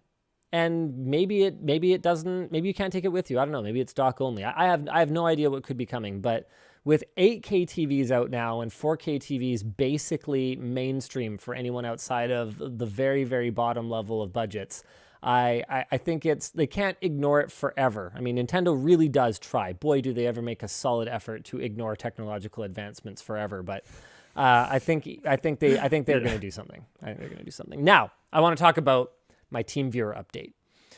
I tweeted. Yeah. I enjoyed this tweet. I'm actually excited to see what happened with it. I tweeted out of anger because something that I was doing related to the Linux challenge was I wanted to set up... What did I want to set up? I wanted to know if Parsec would be a viable way for me to enjoy games that I absolutely couldn't play on Linux. I would understand that that's a total hack because not everyone has two computers, one that they can remote into. But I wanted to know if Parsec would be a viable way for me to play a game that is not is completely unplayable. And I didn't even know if Parsec had a client. And so what I wanted to do was I wanted to set up my work machine with Parsec, which I hadn't before. I just have it on my home machine. I wanted to install Parsec on my work machine so that I could try it, so that I could install a client on my Linux machine at home. And I try to do that because it's just, you want to talk about streaming. Game streaming is part of the gaming experience now. It's a possibility. It's something you can do. Yeah. So I wanted to try it. Anyway, I had to use TeamViewer to get into my work machine because that's how I access it. And the only reason I had opened it at all was so that I could install Parsec. I get this pop-up, and you need a little bit of backstory for why this pop-up is such a big deal. Tell us what you'll pay. Oh, wow, tell us what you'll pay for a subscription and stretch the rest of your 2021 budget. Contact us. Okay, let's break this down. I have a perpetual license for TeamViewer 2012. I paid, I forget, but it was more than $5,000 for the bare minimum number of seats that I needed, because at the time we were using TeamViewer to remote into an Android device that was holding all of our two-factor authentication. I'm comfortable talking about this now because we're actually doing things a different way now, and it's better. Yeah, it's better. It's more secure, and we're not going to talk about it because security through obscurity, hopefully, knock on wood. But the point is, that's what we were doing then. So we had just had an Android phone that was plugged in all the time. Went through a couple of them before we removed the battery on one before plugging it in all the time. That was a good moment. I just thought they would have better battery management. Yeah. I thought they wouldn't just blow up in 4 months. We had 2 of them do that. Yeah. Anyway, the point is, we used TeamViewer was one of the only solutions. In fact, I think it might have been the only solution that was truly cross-platform, where you could remote into an Android device from a PC or Mac and remote into a PC or Mac from an Android device, and everything worked cross-platform. So I was like, okay, this is a lot of money, but it's a perpetual license, no problem. Now, with I think the next revision of TeamViewer, they switched to a subscription model and completely discontinued the possibility of buying a perpetual license of TeamViewer. Now, funny thing, because they didn't want to have to maintain 2 different versions of the app on mobile devices, a legacy one and a subscription one, your old legacy perpetual license for desktop gets you the latest version of the mobile app. Okay. And that was a cost-saving measure. That wasn't because they were trying to be good guys. Yeah. But you know what a nightmare it is maintaining a mobile app. It sucks. Yeah, it sucks. Developers are expensive. And so they were just like, okay, forget it. So on the mobile side, you'll just get the latest one. So right around that time, TeamViewer, since then, has semi-regularly reached out to me over every possible means of communication. They have emailed me. They have popped up annoying messages like this in my software that I paid for. They have even called me at unreasonable times in the morning because they don't think maybe I'm on the West Coast and I am not awake yet at 6 a.m. my time. They have called me at completely stupid times of day to ask me to upgrade to a subscription version of TeamViewer. And my answer every single time has been no, and do not contact me about this again, because I have exactly the functionality I need from TeamViewer, and there's nothing that you can offer me that would make me upgrade from the version that I'm using. Yeah. All I need it for is, we use it for remote script review, for example. Like John's based down in North Carolina, so TeamViewer is a nice way for us to we actually both remote into the same VM that's running on the server here, so that it has access to all the local resources that he works on, and then we can both edit and stuff. So it does have a purpose. It's a good tool. It's a useful tool. It's a useful tool, but I can already do that. It does absolutely everything that I need it to do. And so I basically finally got frustrated because I was like, I don't even want to use your software right now. I'm just using your software to install some other software. So I send out this tweet. I'm just like, I was just kind of irate because I've been troubleshooting a bunch of stuff. I'm working on the Linux challenge. $0, you vampires. I paid for an effing perpetual license of TeamViewer 12. Stop emailing me. Stop calling me at Eastern time o'clock in the morning. And stop popping up this crap when I use the software I paid thousands of dollars for. I tagged them. I have never seen a tweet from myself anyway. I've never seen a tweet that I've sent out generate this much animosity toward the subject of the tweet. It appears as though absolutely everyone hates TeamViewer. Yeah. And the reason for it is pretty apparent because even the users who said, hey, why don't you just click? Oh, you guys can't really see this, but oh, this is not a touchscreen. Whatever. There's a little thing down here that says, don't show this message again. I was not the only one who noticed this. And so a lot of people were like, well, why don't you just click that? And the answer is because it doesn't actually work. That's why I'm so mad. Because I tell them, don't call me again, and they call me again. I tell them, don't email me again, and they email me again. I click, don't show this message again, and they show the message again. It's extraordinarily frustrating. They show like a slightly different version or something? So TeamViewer replied to my tweet. TeamViewer Support got back to me. Look at this. Look at this. At Linus G. Sebastian. Hi. We apologize for the trouble with the pop-up. The self-opt-out is available for licensed customers. Options, advanced, show advanced options. Under TeamViewer options, untick the box for in-product marketing messages. Okay, I hope this will help you. All right. I replied to TeamViewer, and this I didn't send out a full tweet, like I just replied to them, so probably most people haven't seen the best part of the saga. It was like $5,000 or something. Can't remember. It was a lot. Oh no, this is replying to someone else. Here, sorry, proper tweet. How about no pop-up? Why would I buy a subscription for something I own a perpetual license for? Maybe because I hate money? Let's play a game. I'm going to click don't show this again and go see if that box is ticked. Oh wait, it's not even there. What? It is not there in the place that they told me it is because that button only exists in the subscription versions of TeamViewer. Oh my goodness. Oh major egg on their face. Big egg. Did they respond at all? Big oof. Yeah. Okay. So get this. They do not reply to this tweet. Yeah, of course not. Because that's brutal. They got ratioed. This is like about the hardest I've seen someone get ratioed in a while. They got ratioed super hard here. Did not reply because I'm sure they had meetings.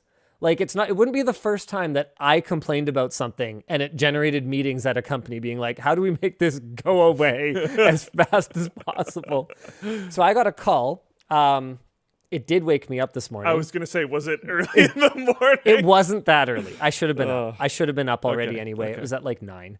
And I ended up being late for work today. So, thanks TeamViewer. Thank you for the wake up call. The point is, I got a call this morning and they said, hey, sorry about that. We have marked your account to not get any of these messages anymore. Here is my response, TeamViewer. Wrong answer. Yeah. Because the right answer was not to appease the influencer so that they don't complain about you publicly. The right answer is to tell me, we have stopped doing this for everyone who has a perpetual TeamViewer license. We have stopped harassing our customers who already gave us their money because they didn't give us enough money yet. That is the correct answer. It shouldn't be me. And also, I have told you to put me on that list, and until you knew who I was, you didn't do it, which is the wrong answer. So now I know for a fact the list does possible. Exist. Yeah. And that when you tell them not to put you on the list and you don't happen to be a YouTuber, they just don't bother. Can you go after them for can spam because of that? Probably, Can spam? but it's not worth the effort. Yeah. Someone could, though. So I'm sure you thought that you were making me happy, but what you actually did was demonstrate how terrible your business practices are for everyone else. Way to go, TeamViewer. Treating me special is just another way of saying that you don't treat your customers like you should. Yeah. Because if you know it's the right thing to do and you'll do it for me, then you should automatically do it for everyone. That simple. Yeah. So eat a dick, TeamViewer. This segment needs to be clipped and shared all over. It probably will be. There's a YouTube channel called LMG Clips. Yeah. It's actually fantastic. Yeah, we'll email you and tell you about it. And I'm sure We'll call you in the morning. just you might already be subscribed to LMG Clips, but I don't know if you're a member. So Yeah. This is great. Linus, where's the framework? Jake told me I'm not allowed to use my daily driver laptop on WAN show neither, because to be I'll fair. leak things. Yeah. So I agreed with him. That was good. He made a good call. Good call, Jake. And so I am not using my daily driver laptop. Honestly, though, we should just both use frameworks on the WAN show. That'd be sweet. It might not actually be the best because we need to run at standard resolutions for capture, for our screens here. And that display is going to probably look a little interpolated because it runs at a weirdo 2x3 resolution or something like that. So it might not actually be the best for what we're doing, but that doesn't How mean often that do you actually need the whole desktop? Usually you're just showing a YouTube video, right? Which yeah, you would definitely grab. It's more just that I like when you're looking at text, so that you want to be running at the right native resolution so that the capture card can support it properly. And so when you're looking at text, it's going to look kind of crappy. I guess it doesn't really matter. Oh, but the capture cards. Got it. Yeah. Because I was going to say, you can just crop it. Yeah, love you, Black Magic, but also you're not perfect. Okay, so I think that's pretty much everything other than going through some of them Superchats. Superchats. I missed the first few because even though I have submitted a bug report for this, YouTube has not fixed it. So that's pretty cool. Hey, I can share you guys on my super chat experience. You're amazing too. Thanks. This is a super weird way for this to be formatted, so that's pretty cool. Hey, no problem, Cadillac Bob. Heck yeah, rapid fire. JD says, can you say what happened with the Madrinas partnership?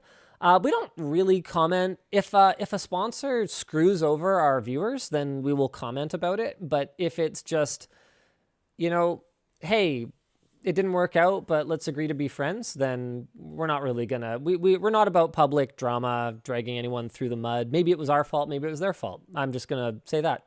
Who knows? Who knows whose fault it was? Cool. Milichi says, reminiscing about NetLinked. I miss the hosts having their own spin when introducing the shorter news stories.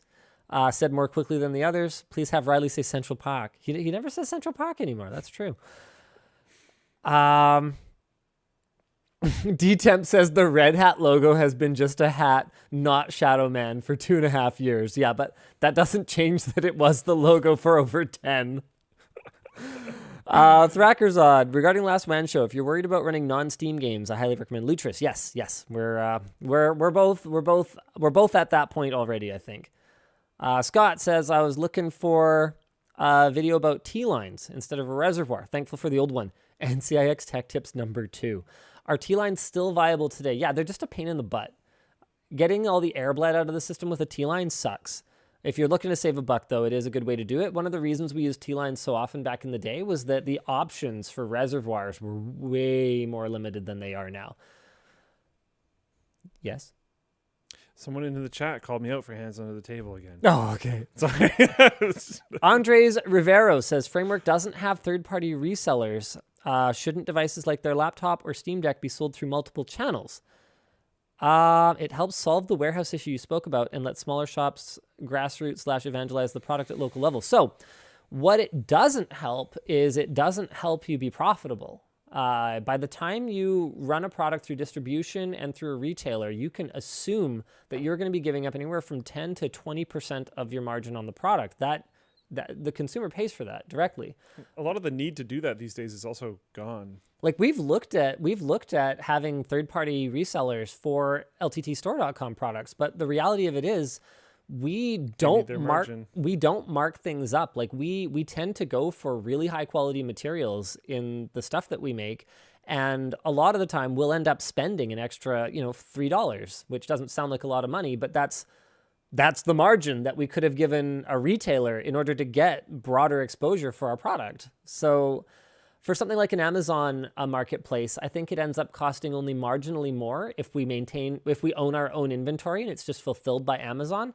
But if you're working through like a brick and mortar retailer, they're going to expect to make considerable margin on the product that we honestly just don't have. And I suspect that it's quite similar for the Steam Deck and for the Framework laptop. Yeah. Although neither of those companies have given me any access to their costs. But like I said already, though, I don't think it's really needed in the modern world. Online shopping is very easy, and online shopping on individual stores like Framework is also very easy. Another thing to consider is that you might think that a store buying your product means that you improve your cash flow, and it can, but a lot of times, especially brick and mortar, is going to expect anywhere from 30 to 90 days. I think Costco demands 6 months payment terms. So they have the inventory, but you're actually still the one who owns it. And the larger the retailer you're working with, the more that they can put the screws to you if for whatever reason the product is not moving very well and they want you to make it go away. So it can actually end up being very expensive to load a bunch of your inventory into a retailer if they demand. And remember, they hold all the leverage because they have both their money and your product. Yeah. And the exposure that you need to reach your customers. They hold all the cards in that respect, right? So they could say, hey, look, you need to give us a $100 rebate for our spring savings sale event because your competitors are doing that. And they'll work you against your competition like that in a way that you're kind of looking at it going, well, hey, this wasn't part of the deal. We're trying to make this device that's really different. We're low volume and we can't really play this game. I would advise Framework against taking that approach for the time being, but not for obvious reasons. To be clear, it's a very good question. I probably wouldn't do it. They also have a tailored shopping experience. I don't know which one they sell more of, but the DIY edition, you pick things, right? Yep. It's not usually very easy to do through other types of stores. Captain Pepper, have you thought about looking at new e-bikes or e-scooters? It's been 5 years since your last e-bike video, and they've been going through a huge boom. You're right. The reason we haven't really jumped back into it is that I feel like there are creators who service that niche really well. And our big thing is that we don't want to jump into a conversation unless we have something to contribute to it. And I feel like as someone who daily drives one, Taryn is probably still qualified to talk about it. But for my part, I haven't really actively used any e-mobility products in a long time. I was super into them and I wanted to try out every kitschy one that came out, like back when I did that unicycle review, like the electric unicycle and stuff like that. But the reality of it is, in my neighborhood and the places I go and the things I do, it's just not really practical. I'm just going to get in the car. I'm going to jump on my motorcycle. Yeah. Tanilu says, can you upload the past gaming live streams to Floatplane, like your Supreme Commander and Don't Starve games? There's only one that I think is missing, and I forget why I didn't put it up. I think I didn't end up with the VOD for some reason. Oh. Yeah. Mr. Wilson, I remember my first Linux experience. I had experience installing Windows and was stunned that on the first boot, the desktop was the correct resolution without drivers. It was emulating the GPU as a stopgap. Awesome idea. Yeah, there are things that Linux does really well. In fairness, Windows also boots at the correct resolution these days. Now, yeah, it's been definitely a while. Linux has been doing that better for a lot longer. Very long time. Yeah. Aaron says, we're getting into a pretty heavy part of the super chatness here. If your engineering approach is the users should just read the manual and learn to use it, then you are not a very good engineer. You might actually be an excellent engineer, but what you aren't is a good UX designer. It depends on what you're making, right? If you're making something that is specifically just for experts in the field, yes, that's probably fine. Yeah. And it might actually be better that way in a few different ways, because you might have to oversimplify things in order to accommodate that specifically better for new users, user experience, etc. But yeah, anyways. Rosalind Seville has probably the best super chat of the day. Yeah, Linux is fine, but it's no Temple OS. That's true. Linux is almost nothing like Temple OS. What you said was factually accurate. This is another great comment under here. So I've Googled this, but I haven't looked at the results yet. This is fantastic. Imagine someone makes a Linux distro that was Windows 7-like. Okay, I've Googled this, but I haven't looked at the result yet. Here we go. Best Linux distributions that look like Windows. Linux Lite. Windows 7 users may not have the latest and greatest hardware, so it's essential to use that is lightweight and easy to use. Okay, can I replace... so hold on. That which look like Windows 11 and 10 for Windows 7 users. Looks a bit like Windows. Okay. Oh, you know what? I was expecting one that is... Oh, hold on. Distros that look like the Windows 7. Control F7. Here we go. Man, the number of like Linux distro listicles. Okay, Mint. You can configure it to be the same as Windows XP, Windows 7, Windows 8, or Windows 10. All right. Linux community's got you covered. But that's also one of the biggest problems. It makes it extremely overwhelming to figure out which one to use. Oh, man. Oh, wow. There's a lot. I'm sorry, guys. I'm not reading all the super chat stuff. Especially because some of it is just astonishingly stupid, and I'm not out to antagonize our viewers. I can't make my head hurt enough. The amount that it would hurt just reading out what some of these things say. Yeah. Okay. Cool. Okay. What is this? Oh. What's Nick calling me for? He must know he's going to be on WAN Show. Hey, Nick, you're live on WAN Show. Am I antagonizing the users too much? They're not buying enough LTTStore.com? No, I was just going to say the UFD stream is like 1% away from finishing, so it'd be cool to send a bunch of people over there when you guys are done. Oh, yeah. What platform is it on? I think they're on YouTube and Twitch, but I think they're mainly on Twitch. All right, cool. Thanks, Nick. Yeah, you can raid them. Yeah, UFD stream sponsored by Linus Tech Tips. Yeah. I'm not even joking. It's sponsored by us. Genuinely is. Yeah, it is. Yeah. Hey, Taylor says, my new GPU from Verified Actual Gamer program shipped. Thanks so much, LTT team. My 1070 died last week. We're pretty disappointed with how high the MSRPs are of cards now, and Verified Actual Gamer program is pretty much dead at this point. Because it feels like MSRPs and scalper prices have just kind of... Yeah, MSRPs are rising like crazy. Equalized. We did a really interesting video. We shot it today where, you know how one of the hacks to get a GPU for a while was to buy a system and then just flip all the other components. So we did a cost analysis. We went and bought a system at Best Buy and looked at everything that was in it and compared it to building your own and buying a scalped GPU, and it was on par. Yeah. Yeah. Yeah, they've closed all those holes. What was I going to say? I don't remember. Robert Mail says, first time I've been able to catch a live show or VOD. Nice new set. Hopefully I haven't missed much. You are so full of crap. First time I've been able to catch Robert Mail. I was going to say, I recognize that name. Yeah. You super chat every show, let alone watching them. SDG Games, is there an audio equivalent to the sRGB color space? No.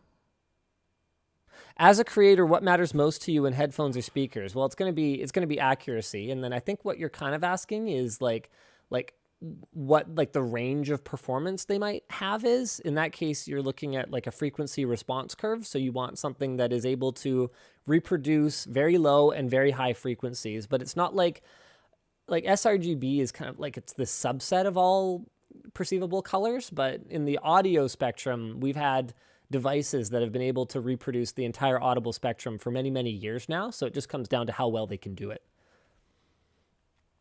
David Champagne is a 2021 Facebook outage survivor. Yeah, I think I survived all right, too. I didn't notice, to be perfectly honest. The only reason why I knew was because I went to the washroom, which is the only time that I ever used Twitter. And I opened up Twitter and everyone was talking about it. And then I made a meme about how Flowplane's still up. And then I didn't know that Facebook was down. While it was down, I found out later. Yeah. Because I was working. I don't know if I actually found out during or after because I never checked because I don't care. Hey, thanks, Ree. Oh, just accepted an offer to join a fan company and started watching you when I was 13. Dang, good for you. Taking that money. Get that money. Dusk Pierce asks, I sent this once, but when you get the Steam Deck, can you try it with an M cable? You're going to have to remind me when it arrives. I'm not logged into my accounts or anything. I don't have a convenient way to write this down right now, but yes. I'm very interested to see that as well. Oh, nice. Fan24DRR says, I got 2 LTTStore water bottles from UFD Tech as he passed through Columbus on his cannonball run. Very nice. Sweet. Very nice. Noki1119 says, hey, timestamp guy here. The last on-site WAN show was on the 14th of December 2019, 664 days ago. Do you miss the old set? I'll miss Luke's birds. So that computer that we're running off of right now hadn't been turned on since January of 2020. So when Jake turned it on, there was like 3 hours of updates. We know how long it's been. Conrad in Floatplane chat said, I work for Fang as well. Floatplane, Amazon, Apple, Netflix, Google. Lol. That's a good one. I mean, with how much downtime Facebook has had, I don't think they deserve to be a Fang anymore. Oh, get wrecked. I think it's more based around the money. But Blackjack410 says, I just subscribed to Floatplane. I don't see this stream. It's on there. It's in the live tab. Yep. And I wanted to yell at y'all and ask how long I have to wait to buy a freaking screwdriver.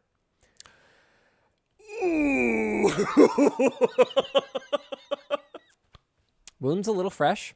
I got a call from Nick before the show. The screwdriver is very delayed. It's like, it's delayed. It's like New Year delayed at this point. Has to do with the power outages in China pushing work back to Taiwan, where we're manufacturing a number of the parts. And other places being pushed back to Taiwan. Other places being pushed back to Taiwan as well. We explored the option of having some of it done in Canada, but while the steel stuff could be done here, the manufacturer we're working with for the zinc housings is not confident that the zinc work could be done here. And it would add, I think, about $10-11 of cost. We would have to produce the things in Taiwan. Then we'd have to send all the materials. So we'd have to send all the materials to Canada, then send them back to Taiwan to be assembled, then send them back here. So it was going to add other delays, like logistical delays, even if they could work on it immediately. Which is a big issue right now. Just throwing that out. And I think it was going to add a cost of about $11 a unit. We're already doing some of the production in Canada. We're doing final assembly. We're doing all the injection molding here. Like, it's not like this is just, we're cheaping out and we're just trying to do everything at the lowest possible cost. It's just the Taiwanese manufacturer that we're working with is not able to get a lot of the materials that they need to produce it. And that has to do with shortages and challenges going on really across the world, really. Oh boy. Yeah, so it's going to be a minute.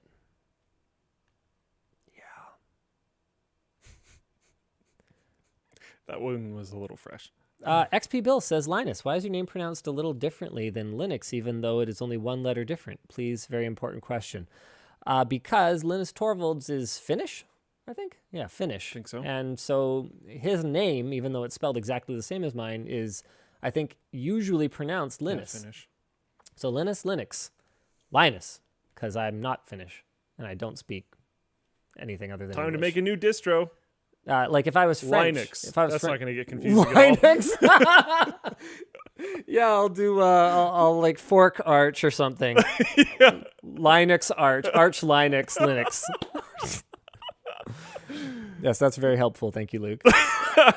All right, I think that is pretty much it. There's Hannah Montana Linux. Yeah, thank Why you for can't there that. be Linus Sebastian? I think Linux? that's pretty much it for the WAN show today. We will see you again next week. Same bad time, same bad channel. We may be in person next week, depending on how much progress Luke and I have made on our streaming aspect of the Linux challenge. Yes. We'll probably be back to in person after that, but I think a WAN show is a good acid test for just how well we have each managed to get our streaming setups working. Yeah. We might do it a different way. Maybe we both do like a simultaneous stream on Twitch one night or something like that, and maybe we just do WAN show here. I don't know. We'll figure it out. Thanks for tuning in. We'll see you guys again. Bye.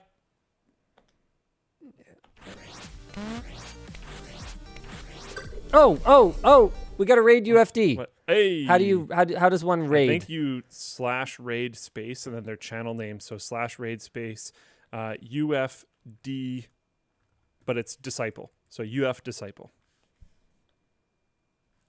UF disciple. Okay, so did I do that? I think, Okay, there it goes. All right. See you later, guys. yeah, you're doing it. Yeah.